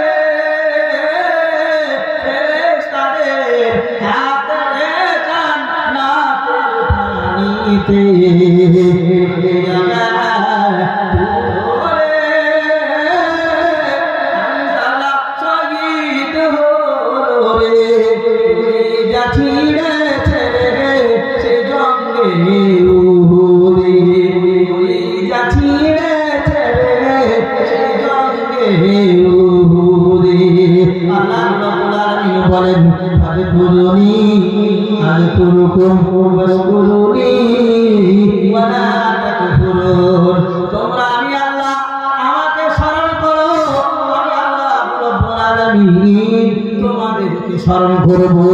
যদি আমি আল্লাহ আমার হয়ে যাও, আমি আল্লাহ রাব্বুল আলামিন তোমাদের হয়ে যাবো। সুবহানাল্লাহ।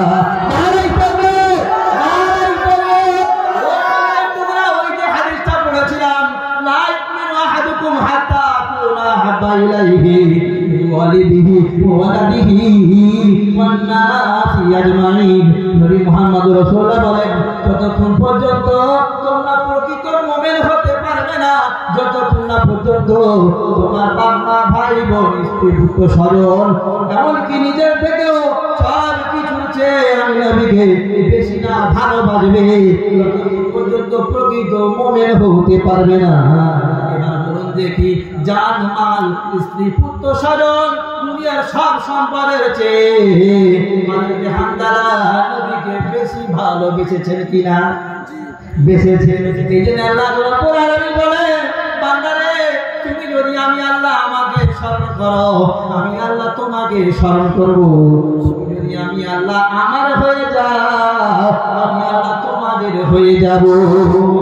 নামাজের মাঝখান দিয়ে আমি আল্লাহ রাব্বুল আলামিন যখন আমার জন্য তুমি আগিয়েছো, আমার রাজি করার জন্য আগিয়েছো, বিবির মহব্বত ছেড়েছো, বাচ্চার মহব্বত ছেড়েছো, আমাদের মহব্বত ছেড়েছো, জীবনের মহব্বত ছেড়ে দিয়েছো, আমি আল্লাহ রাব্বুল আলামিন দুনিয়ার কারো হাত দিয়ে নয়, দুনিয়ার কোনো পানি দিয়ে নয়, জান্নাতি সুগন্ধিময় পানি আর ফেরেশতাদের পবিত্র হাত দিয়ে আমি আল্লাহ রাব্বুল আলামিন তোমার গোসলের ব্যবস্থা করেছি।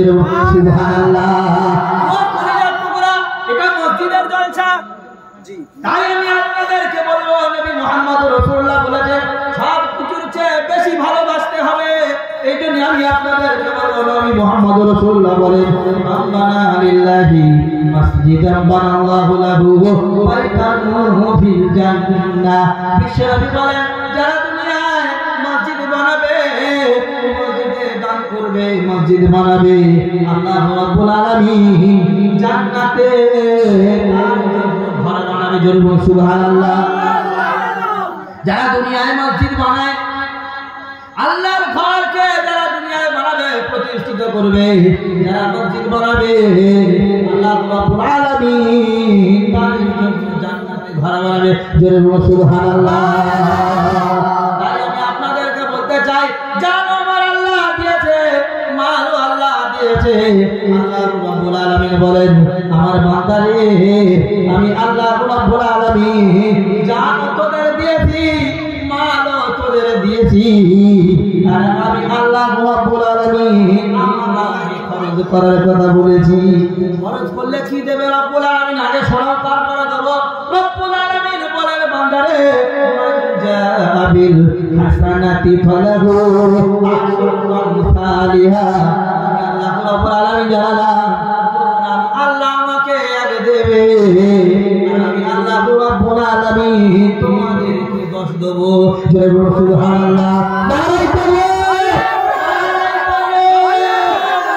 আমি আল্লাহ আমার যদি এক দাও, আমি আল্লাহ দুনিয়াতে তোমাদের 10 দেব। জয় সুবহানাল্লাহ। কয় পাবো? এর সব কমিটির লোকেরা কোথায় গেছে? চাঁদা তোলার কথা বলে কোথায় গেছে? একজন এসো তাড়াতাড়ি, এখানে একজন এসো। তাহলে বলছিলাম আপনাদেরকে কোরআনের কথা শুনি। রব্বুল আলামিন বলেন, প্রথম একটা কথা বিশ্বনবী বলেছেন, দুনিয়ায় যারা মসজিদ বানাবে, জান্নাতে আল্লাহ রব্বুল আলামিন একটা ঘর বানাবে তাদের জন্য। রব্বুল আলামিন আরো বলেন, বান্দারে তোমার জান আমি আল্লাহ দিয়েছি, মালও আমি আল্লাহ রাব্বুল আলামিন দিয়েছি, এই জান আর মালের বিনিময়ে আমি আল্লাহ জান্নাতের ওয়াদা করেছি। এরপর রব্বুল আলামিন কি দিলে কি পাবো? রব্বুল আলামিন বলেন মান জাআ বিল হাসানাতি ফালাহু আশরু আমসালিহা। বান্দা যদি তুমি আমাকে এক দাও, আমি আল্লাহ রব্বুল আলামিন তোমাদেরকে 10 দেব। জোরে বলুন সুবহানাল্লাহ। কোন এক আল্লাহর বান্দা উঠে বলবে আল্লাহর ঘরের জন্য, মসজিদের জন্য যে আল্লাহ আমাকে মাল দিয়েছে, যে আল্লাহ রব্বুল আলামিন আমাকে সম্পদ দিয়েছে, আমি আল্লাহ রব্বুল আলামিনের ঘরের জন্য 1000 টাকা দেব। তাহাজ্জুদের সময় কোন আল্লাহর বান্দা কি আছে হাতটা তুলে বলবে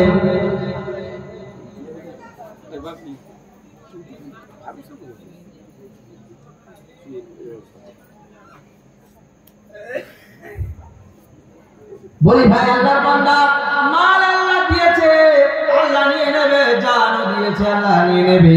যদি আল্লাহর ঘরের জন্য দিয়ে যায়, দুনিয়া আখিরাতে আল্লাহ রাব্বুল আলামিন দান করবে। মনে একদিন আল্লাহর বান্দা বলো আজ না হয় 1 মাস 2 মাস পরে 1000 টাকা আল্লাহর ঘরের জন্য দেবে। তাহাজ্জুদের সময় তার জন্য সবাই মিলে দোয়া করব, আল্লাহ রাব্বুল আলামিন তাহাজ্জুদের সময় তার দোয়া কবুল করবে। কি আছে বলি 1000 টাকা মাত্র।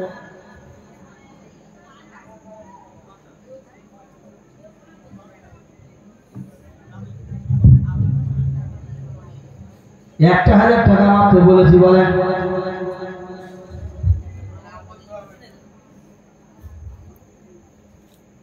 বলুন। অনেক লোক আছে, বাড়িতেও লোক রয়েছে, 1000 টাকা আল্লাহর জন্য দেবে না। আর এরা নাকি মসজিদ বাঁচাবে, ওই দিক দিয়ে আসছে, আর এরা সব চুপে ঘরে ঢুকবে। 1000 টাকা মসজিদ জন্য দিতে না পারলো কি দিল? বলি ভাই 1000 টাকা বাজারে নিয়ে গেলে আর ফিরবে না। ডাক্তারখানায় গেলে 3000 বিল হবে, বাজারে গেলে 1700 বিল হবে। বলি ভাই আলহামদুলিল্লাহ। কি নাম?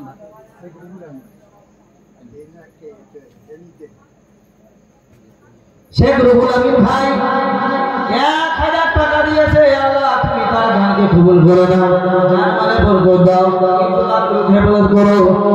আলামিন দুনিয়ায় 10 গুণ দান করো। আত্মীয়-স্বজন যারা মারা গেছে রব্বুল আলামিন কবরগুলোকে জান্নাতুল ফেরদাউস বানিয়ে দাও। আল্লাহুম্মা আমিন। নারে তাকবীর, আল্লাহু আকবার। আমাদের এবারে কমসে কম আমিনটা বলি, আর তাকবীরটা দিই।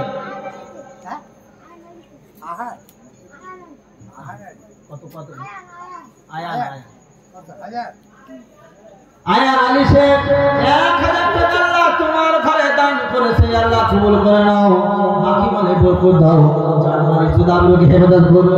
রব্বুল আলামিন তোমার কথা মতো দুনিয়ায় 10 দান করব, আখিরাতে রব্বুল আলামিন তোমার বান্দার জন্য তুমি জান্নাতে ঘর বানিয়ে দিও। আল্লাহুম্মা আমিন। আরে দান করিলে মালে বাড়ে, দান করিলে মালে বাড়ে, কমে না রে ভাই। কিয়ামতে কঠিন দিনে দানে হবে পার। টাকা ভালো, পয়সা ভালো, আরো ভালো সোনা, মারা গেলে যাবে বাগানের কোনা। ভালো খাবে মন্দ খাবে, শেষ হয়ে যাবে। আল্লাহর ঘরে দান করিলে তবে করে পাবে। মেরে বলুন নারাই তাকবীর।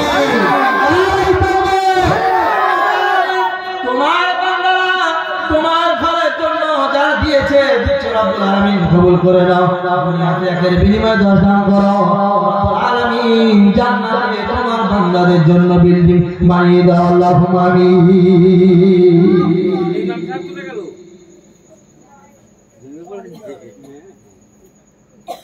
আর কে আছে ভাই বলি? নিজের ইচ্ছায় বলো আমি আল্লাহর জন্যই দেব, নিজের ইচ্ছায় বলো আমি আল্লাহর ঘরের জন্যই দেব। আর দুনিয়ায় যা দেব আমি দুনিয়ায় নেব। আল্লাহ রাব্বুল আলামিন বলেন রব্বানা আতিনা ফিদ দুনিয়া হাসানাতাও ওয়া ফিল আখিরাতি হাসানাতাও ওয়া কিনা আযাবান নার। সর্বপ্রথম আমরা জিজ্ঞাসা করি,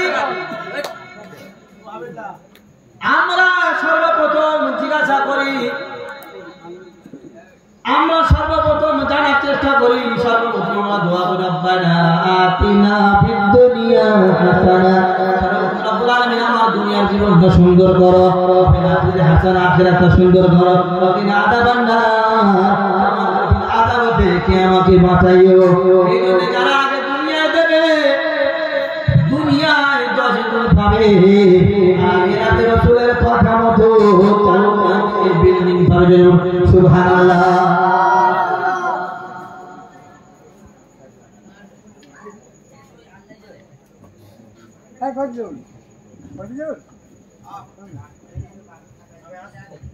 এসো ভাই, আমি জানি এখানকার লোক খুব ভালো, না দিলে তো মসজিদ হয়েছে কি করে, এরাই দিয়েছে এরাই দেবে, শুধু একটুখানি আমাকে বকাবে। কে আছে বলে নিজের ইচ্ছাই বলি ভাই, টাকা কে নিয়ে এসছে কে যাবে। সকালবেলা বাজারে গেলে ক টাকা খরচ হবে, 1 কেজি মাছের গোশ আনলে, আলু পেঁয়াজ বাদ দিলাম। হ্যাঁ, আর যদি বা আল্লাহ না করো, আপনাদের জন্য বদদোয়া করছি না, কোনো মানুষ শরীর অসুস্থ হলে ডাক্তারের কাছে গেলে ক টাকা বিল করবে, গলগল করে বিল হবে।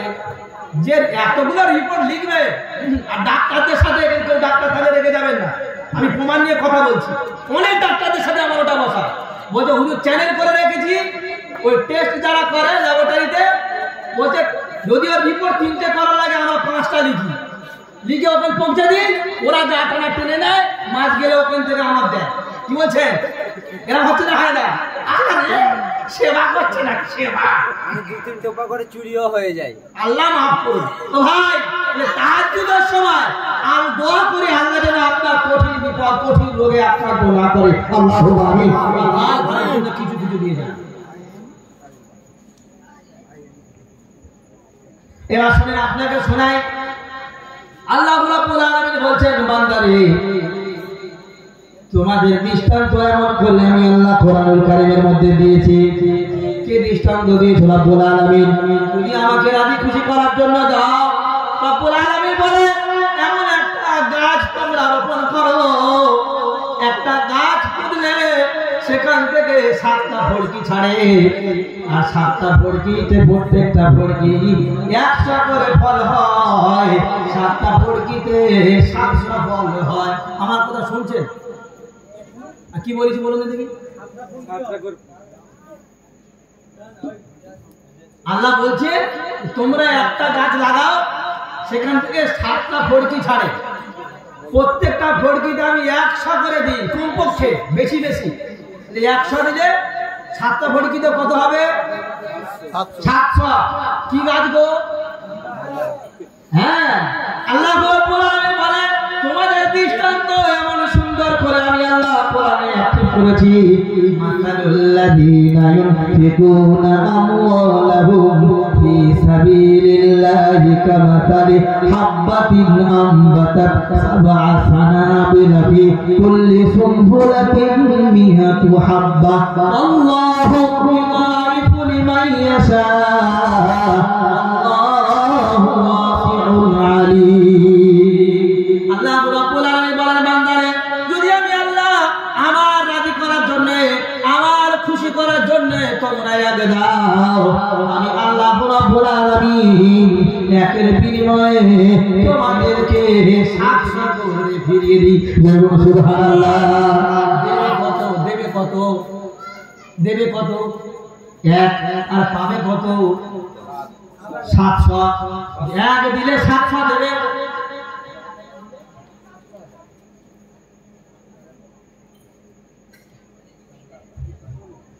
মরহুম শেখ মোহাম্মদ আলী, তার নামে ছেলে হয়তো 1000 টাকা দান করেছে, আল্লাহ তুমি কবুল করে না।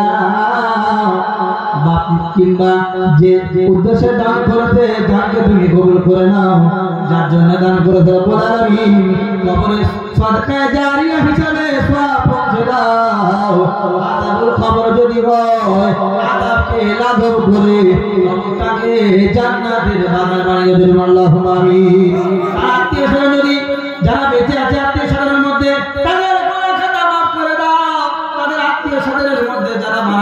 কবরস্থ হয়েছে, কবরের আযাব মাফ করে দিয়ে সরকার জারিয়া সওয়াব পৌঁছে দিয়ে কবরগুলোকে জান্নাতের টুকরা বানাও আল্লাহুম্মা আমিন। এরপর কি আছে বলি, কম কম হলে বলি শরীর হই। এটা এখানে লিখছে হুজুর, এখানে লেখা হচ্ছে ও কলিজার টুকরা, শুধু এখানে কি লেখা হচ্ছে নাকি আরো অন্য জায়গায় লেখা হচ্ছে? কে বলতে পারবে? বলো। এখানে তো লেখা হচ্ছে, কিন্তু আরো এক জায়গায় লেখা হচ্ছে। এই দেখো এখানে আর রব্বুল আলামিন এর দ্বিতীয় বিকল্প সাক্ষী হলেন স্বয়ং আল্লাহ রাব্বুল আলামিন। কিয়ামতের ময়দানে বিচারের দিনে যদি ফেরেশতাদেরকে রব্বুল আলামিন বলেন, ওই যে আমার ঘর যারা বানিয়েছিল, নাম একখানা লেখা হয়েছিল, ওই লিস্টটা নিয়ে দাঁড়িয়ে যাও, ঘর বানানোর জন্য দিয়েছে, আমি আল্লাহ তাদের জান্নাতে একটা করে ঘর দিয়েছি, তাদের ঘরগুলোকে দেখিয়ে দাও। যারা আজকের খুশি খুশি দিয়েছে তারা যদি পেয়ে যায়, আর তারা থাকার সত্ত্বেও দেয় না, তারা সেদিন মাহরুম হয়ে যায়। রব্বুল আলামিনের হাবিব বলেন, আল বাখিলু লা ইয়াদখুলুল জান্নাহ, কি কোনদিন জান্নাতে যাবে? আমি জানি না, বলেন কি কোনদিন জান্নাতে যাবে না? আমি হুজুর বলি না, রাসূলুল্লাহ বলেছেন, বিশ্ব হুজুর বলেছেন, সাল্লাল্লাহু আলাইহি সাল্লাম বলেছেন, থাকতে যারা দেবে না জান্নাতের গন্ধ তারা পাবে না। আল বাখিলু লা ইয়াদখুলুল জান্নাহ, কি কোনদিন জান্নাতে যাবে না। টাকা কার কার নেই? হাত তোলো তো, যে টাকা আমাদের নেই। হুজুর টাকা কার কার নেই? টাকা কি মায়া গো, টাকা কি মায়া, এই টাকার মায়া, এই মায়া ত্যাগ করতে হবে, তবে আল্লাহ পছন্দ করে। তিনি জান আমাদের প্রিয় দিয়েছেন আর মালও প্রিয় দিয়েছেন। আল্লাহ রাব্বুল আলামিন বলেন, বান্দা শোনো, আল্লাযীনা ইউনফিকুনা আমওয়ালাহুম বিল-লাইলি ওয়ান-নাহারি সিররান ওয়া আলানিয়াতান ফালাহুম আজরুহুম ইনদা রাব্বিহিম ওয়া লা খাউফুন আলাইহিম ওয়া লা হুম ইয়াহজানুন। আমার বান্দারা শোনো, আমি যাদেরকে মাল দিয়েছি, অর্থ সম্পদ দিয়েছি, আমি আল্লাহ জানালাম তারা দিনের বেলা দান করে, রাতের বেলা দান করে, প্রকাশে দান করে, গোপনে দান করে।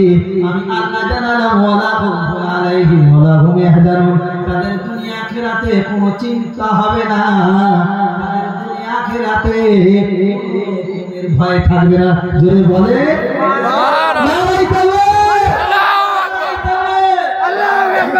আল্লাহ কি বলছে? যাদেরকে আমি আল্লাহ মাল দিয়েছি, সম্পদ দিয়েছি, তারা দিনের বেলা দান করে, রাতের বেলা প্রয়োজনে দান করে, প্রকাশে দান করে, গোপনে দান করে। আমি আল্লাহ জানালাম ওয়ালা খাউফুন আলাইহিম ওয়ালা হুম ইয়াহজানুন, আমি আল্লাহ জানালাম তাদের দুনিয়ায় আখিরাতে কোনো ভয় থাকবে না, দুনিয়া আখিরাতে তারা চিন্তিত হবে না। আচ্ছা, মায়েরা কি আছে গো? হ্যাঁ, আসলে টাকাগুলো খোলে না কেন? হ্যাঁ, সেই কত কি বিক্রি, ডিম বেচা পয়সা, কত কি বেচা পয়সা, মেয়েদের কাছে টাকা থাকে আমি জানি।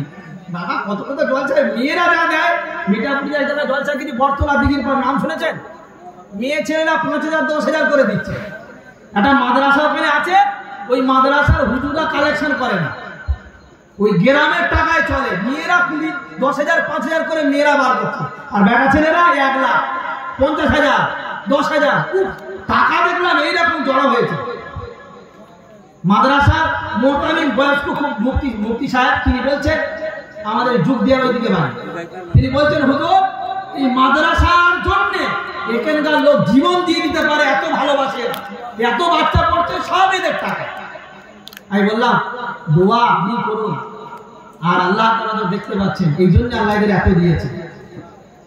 1 লাখ টাকা 50,000 টাকা যদি একটা মেয়ে ছেলে 10,000 20,000 যদি দেয়, তাহলে বুঝতে পারি যে কোরআনের আয়াত, যারা আল্লাহ রাস্তায় 1 দেবে, আল্লাহ তাদের 10 দেবে, আবার অন্য আয়াত আল্লাহ বলেছেন খুশি আমার খুশি করার জন্য যদি ঈমান ইয়াকিনের সাথে যদি এক দেয় আমি আল্লাহ, এখানে 10 নয়, এখানে আমি আল্লাহ তার ঈমানের ভিত্তিতে আমি আল্লাহ পাক একের বিনিময়ে 700 দান করি। যে সুবহানাল্লাহ।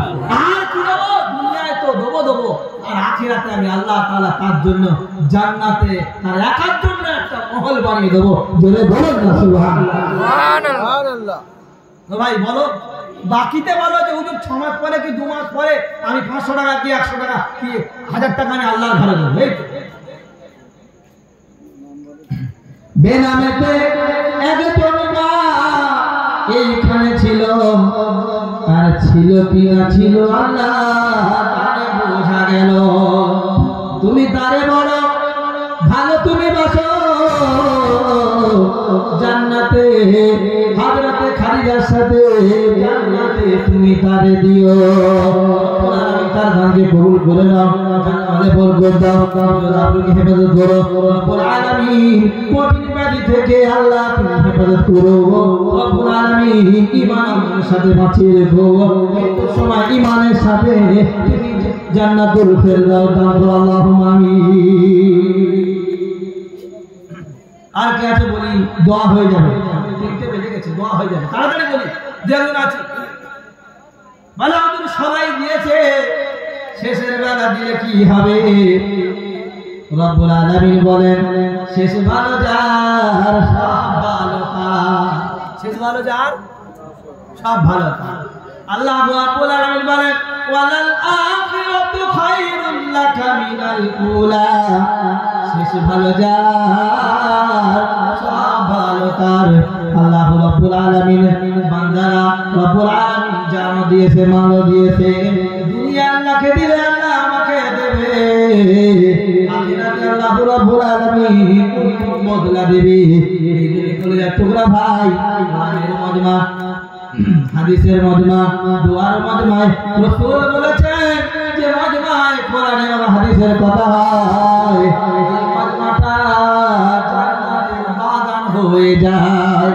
জান্নাতের বাগানে যারা বসে তাদের দোয়া রব্বুল আলামিন কবুল করে, তাদের গুনাহ খাতা maaf করে দেয়, আমলনামায় নেকি দিয়ে আল্লাহ বাড়ি পাঠায়। জোরে সুবহানাল্লাহ।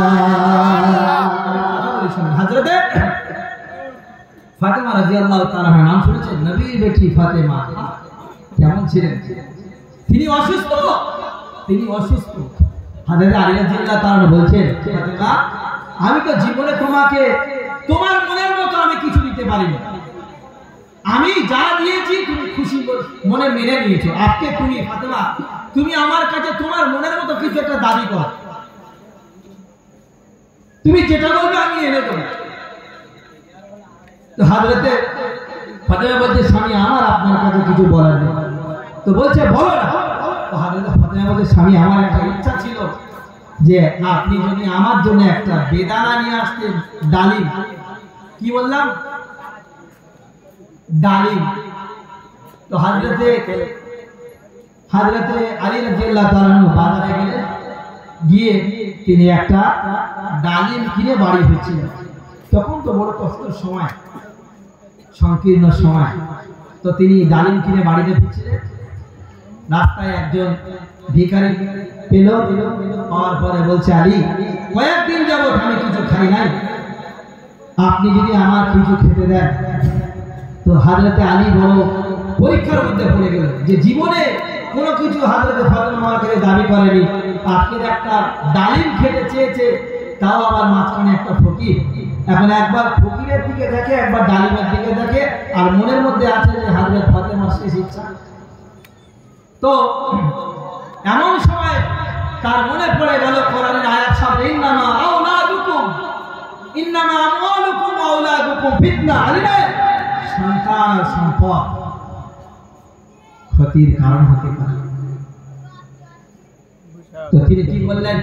তিনি আল্লাহর জন্য আল্লাহর দিকে রুজু হয়ে তিনি এটাকে দান করে দিলেন। জোরে বলুন সুবহানাল্লাহ। আমাদের হলে বলবে দাঁড়া আমার কাছে কিচ্ছু নেই, তাড়াতাড়ি ব্যাগের ভিতরে জামার ভিতরে ঢুকিয়ে নিব, ওকে ফকিরকে দিতে হবে, ঢুকে নেই, এই তো দিয়ে দিলেন। বাড়ি খুব মন মারা করে বাড়ি ফিরেছিলেন। হাজরতে ফাতেমা জিজ্ঞাসা করলেন কি হয়েছে? বলছে এই হয়েছে। বলছে স্বামী আপনি ঘাবড়াবেন না, ওটা আল্লাহর পক্ষ থেকে হয়েছে। আল্লাহ যা করে ভালোর জন্যই করে। কিছুক্ষণ পরে দেখা গেল একজন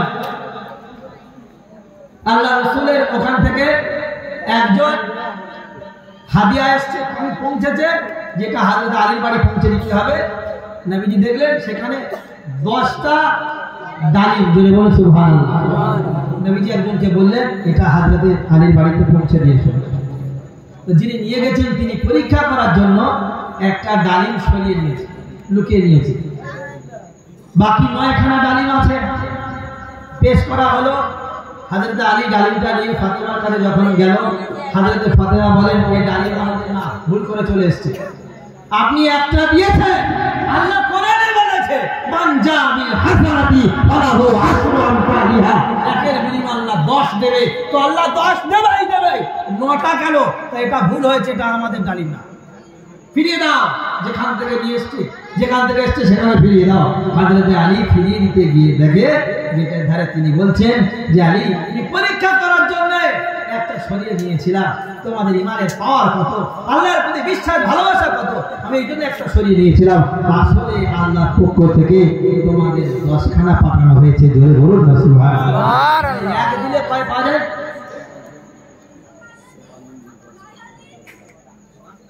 নারায়ে তাকবীর,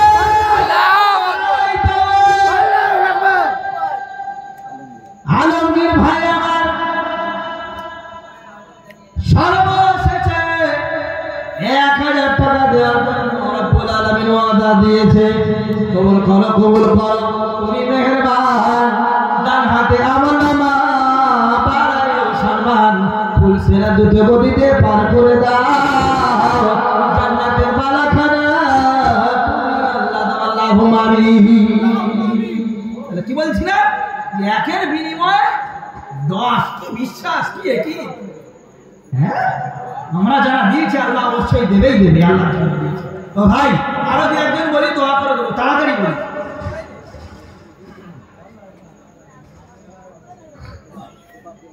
এখানে ছেলেরা পড়াশোনা করে, ছেলেরা পড়াশোনা করে, মসজিদ মাদ্রাসা। এখানে যদি না দিই তাহলে কোথায় দেবো? আল্লাহ রাসূল সাল্লাল্লাহু আলাইহি ওয়াসাল্লাম বলেছেন, আল্লাহ রাসূল সাল্লাল্লাহু আলাইহি ওয়াসাল্লাম বলেছেন যে মানুষ যখন মারা যাবে দরজা বন্ধ হয়ে যাবে, চাইলে নামাজ পড়তে পারবে? কথা বলে না? মানুষ মারা যাওয়ার পরে নামাজ পড়তে পারবে? রোজা রাখতে পারবে? একবার সুবহানাল্লাহ, আর সেদিন বলে হুজুর এসে 1000 টাকা দান করে আয়, পারবে? পারবে না। রাসূল বলছেন ইদা মাতাল ইনসানু কাতান ওয়া মালুহু ইল্লা মিন সালাসা, ইল্লা মিন সাদাকাতিন জারিয়াতিন ওয়া ইলমিন তাফাউ বিহি ওয়া ওয়ালাদিন সালিহিন ইয়াদউ লাহু। নবী মুহাম্মদ রাসূলুল্লাহ বলেন মানুষ যখন মারা যায় তার সব আমলনামা দরজা বন্ধ হয়। 3টে আমলনামা দরজা খোলা থাকে, 3 দিক দিয়ে কবরে নেকি যেতে থাকে। এক নম্বর হলো সাদকায়ে জারিয়া, মসজিদের জন্য যারা দিয়েছে, মাদ্রাসার জন্য যারা দিয়েছে, কোরআনের জন্য যারা দিয়েছে, শিক্ষা করার জন্য যারা দিয়েছে, আল্লাহর ঘরের জন্য যারা দিয়েছে, তারা মারা যাবে কিন্তু আমলনামা বন্ধ হবে না, নেকি যেতে থাকবে। যেরকম সুবহানাল্লাহ। আর তোমার অর্জিত ইলম অনুযায়ী কোরআন হাদিস যা শিখেছো কাউকে শিক্ষা দাও, এটাও যেতে থাকবে। আর 3 নম্বরে নিজের সন্তানকে কোরআনওয়ালা বানিয়ে দাও, এই সন্তান দোয়া করবে আল্লাহ রাব্বুল আলামিন জান্নাতের দরজা তোমার জন্য খুলে দেবে। যেরকম সুবহানাল্লাহ।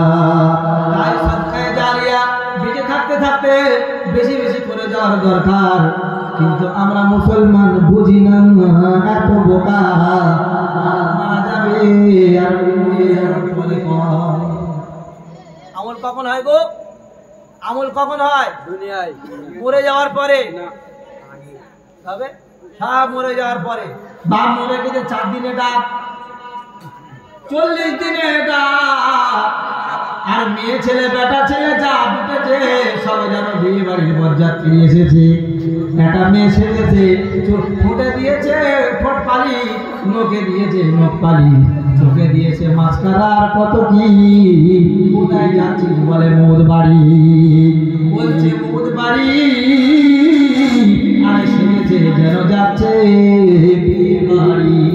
ঠিক বলছি না ভুল বলছি গো? সাদিকে একজন মা 200 টাকা আল্লাহ তোমার ঘরে দান করেছে, কবুল করে নাও। আমার মায়ের হায়াতকে বৃদ্ধি করে দাও রব্বুল আলামিন। সংসার জীবনে সুখময় করো রব্বুল আলামিন। আত্মীয় স্বজন যারা বেঁচে আছে তাদেরকে ক্ষমা করে দাও, যারা মারা গেছে তাদেরকে রব্বুল আলামিন ক্ষমা করে জান্নাতুল ফেরদাউস দান করে দাও আল্লাহুম্মা আমিন। তাহলে কি বলছিলাম যে মানুষ এত বোকা, বেঁচে থাকতে কোনো আমল করতে চায় না, আর মরে গেলে যেগুলো কোরআন হাদিসে নেই সেগুলো বেশি বেশি হয়। মানুষ কোথায় যাচ্ছি বলে অমুকজন মরে গেছে যাচ্ছি, সেজেছে কিরকম পা থেকে মাথা পর্যন্ত, বলছে যাচ্ছি মহুদ বাড়ি আর সেজেছে বিয়ে বাড়ি। এবার গিয়ে বা সেখানে গিয়েছি ভালো হয়েছে, একটু কলেমা পড়, একটু দরুদ পড়, একটু কোরআন পড়, খবর যে খাঁট না, গোটা পঞ্চায়েত মেয়ে একদিকে জুটেছে, জুটে তোর বর কি করেছে, তার ছেলে কি করে, তার মেয়ে কি করেছে, সেই নাম হাসছে। আর আইনে এরকমটা খালি সাইড কাছে নাম্বার নাম্বার দাও, হ্যাঁ। আর ছেলে কোটা যা জুটেছে অনেকদিন পরে শালি পেয়েছে, ও মার ওঠে তোর ইউজ তোমার ফল মাখতে তো শালিয়ে দিতে পারে। এই হলো 40 দিন আর 4 দিন। হ্যাঁ, সব বাদ দাও। ও এসে যতজন অশ্লীলতা পাপাচারের কাজে লিপ্ত হবে সব গোনা তোমার কবরে ঢুকবে আল্লাহর কসম। কোটাকুড়ি মনীষার ঠাকুর ডেকে নিয়েছো, ও মৌত বাড়ির নাম করে যতজন জুটেছে, ওই শুধু ইমাম সাহেব ভাড়াটিয়া মান তাকে আর 2-1 পুরো কানা অচল 1.5 টাকা ফাঁসিকে লড়তে পারে না, তাদেরকে কলেমায় বসেছে। হ্যাঁ, আর ভালো সুস্থ সবার ও খাওয়ার দিকে, ও শালির দিকে, ও সেরোজের দিকে, ও ওই দিকে 50টা নিয়ে এক জায়গায়। আর এইবার যখন একটা 5 গান্ধে একটা মেরে সুদ করলে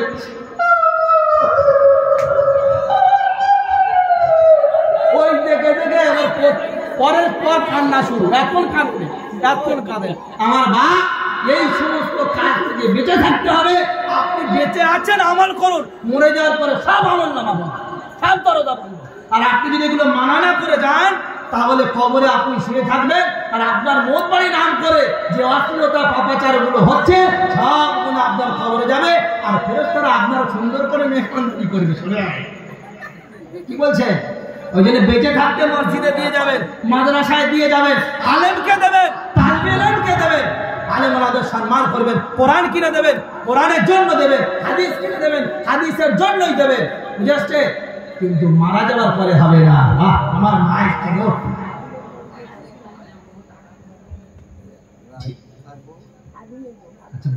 ঠিক আছে, 2 জন মা 200 টাকা দান করেছে, আল্লাহ কবুল করে নাও রব্বুল আলামিন। হায়াতের বরকত দাও, জান মাল ইজ্জত আবরুকে হেফাজত করো, দুনিয়ায় 10 গুণ দান করো, আখিরাতে তুমি বিল্ডিং এর ব্যবস্থা করো আল্লাহুম্মা আমিন।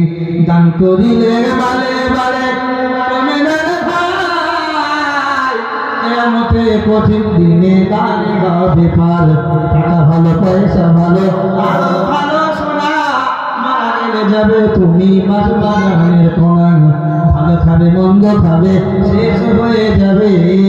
আল্লাহর ঘরে দান করিলে আখিরাতে পাবে। নারাই তবে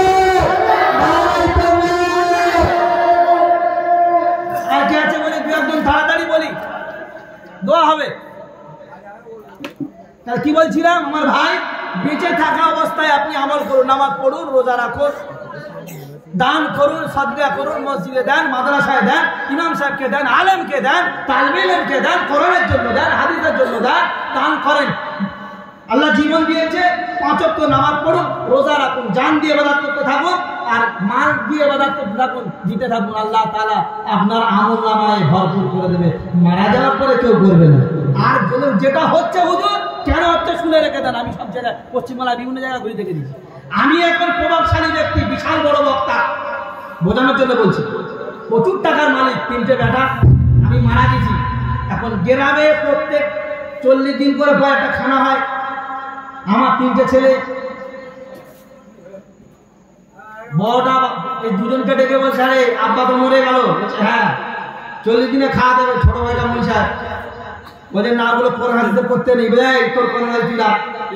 আমরা সবার বাড়ি খেয়ে খেয়ে এসছি, আর আব্বার এত টাকা সম্পদ আমাদের আছে, আমরা গ্রামের সেরা ধনী, লোকের পাতে দুটো না ভাত দিয়ে লোক কি বলবে? কি বলছেন? লোক কি বলবে? তুই 30 বার কর, 50,000 বার কর, 1.5 লাখ টাকা খরচা প্যান্ডেল করতে হবে, আর বিভিন্ন মানুষের ক্যাটারিং সিস্টেমে খাওয়াবো, আর সবার আত্মীয় স্বজনের দাওয়াত করবো। কথা বুঝে আসছে? ভাই, এটা অতি ভক্তি চোরের লক্ষণ। এটা ভালো বুঝেছে? কোনোদিন ভালো না। আমি যখন অসুস্থ ছিলাম, বড় বেটাকে বলেছি, বাবা ডাক্তার একটু খরচটা দে। বড় বেটা বলে, কেন?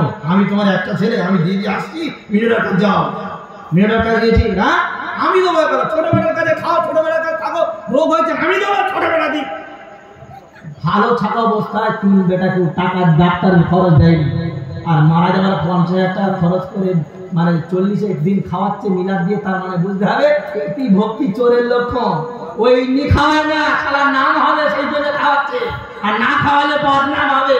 আর তারপরের বছর থেকে জীবনে 65 বছর বেঁচে থাকবে, জীবনে আব্বার কবর জিয়ারত করবে না, জীবনে নামাজ পড়ে দোয়া চাইবে না। বছরে একবার করে ভাড়াটিয়া হুজুরকে নিয়ে খবরে যা যেতে হবে, আর তা হলে তোমার চাকরি কাল সকালবেলা যাবে। কি গো, আমরা আব্বা মাকে ভালোবাসি, আর নবীজি বলছেন জান্নাতের দরজা যদি রক্ষা করতে চাও, তোমার বাপকে রাজি খুশি করিয়ে নাও। জোরে বলুন সুবহানাল্লাহ। সুবহানাল্লাহ। আর নবীজি বলেন রিদার রাব্বি ফি রিদাল ওয়ালিদ। ও কলিজা তোমরা মুসলমানেরা শোনো, বিশ্বনবী মুহাম্মদ রাসূলুল্লাহ বলেন, তোমার বাপ যদি রাজি হয় তবে তোমার রব রাজি হবে, আর বাপ যদি তোমার উপরে নারাজ হয় তাহলে আল্লাহ রাব্বুল আলামিন নারাজ হবে। যখন আল্লাহ নারাজ হবে, তোমার ইহকাল পরকাল সব বরবাদ হবে। আর বলেন আল জান্নাতু তাহতা আকদামিল উম্মাহাত, জান্নাত তোমার মায়ের পায়ের নিচে, তোমার মায়ের কদমের নিচে। জান্নাত কত দামি, জান্নাত কত মহান, জান্নাত কত সম্মানীয়, জান্নাত কত সম্মানের, জান্নাত কত মহান। সেই জান্নাত যদি মায়ের পায়ের নিচে হয়, তাহলে বলো আমার গর্ভধারিণী মায়ের কত দাম হয়। কিন্তু আজকে সমাজে মায়েদের বাপেদের আর কেউ দেখে না। 18, 19, 20 বছর পর্যন্ত বাপ মা থাকে, তারপরে আর থাকে না, তারপরে বাপ মা চেঞ্জ হয়। শুনছেন আমার কথা? ভাই দোয়া হবে বা যাবেন না?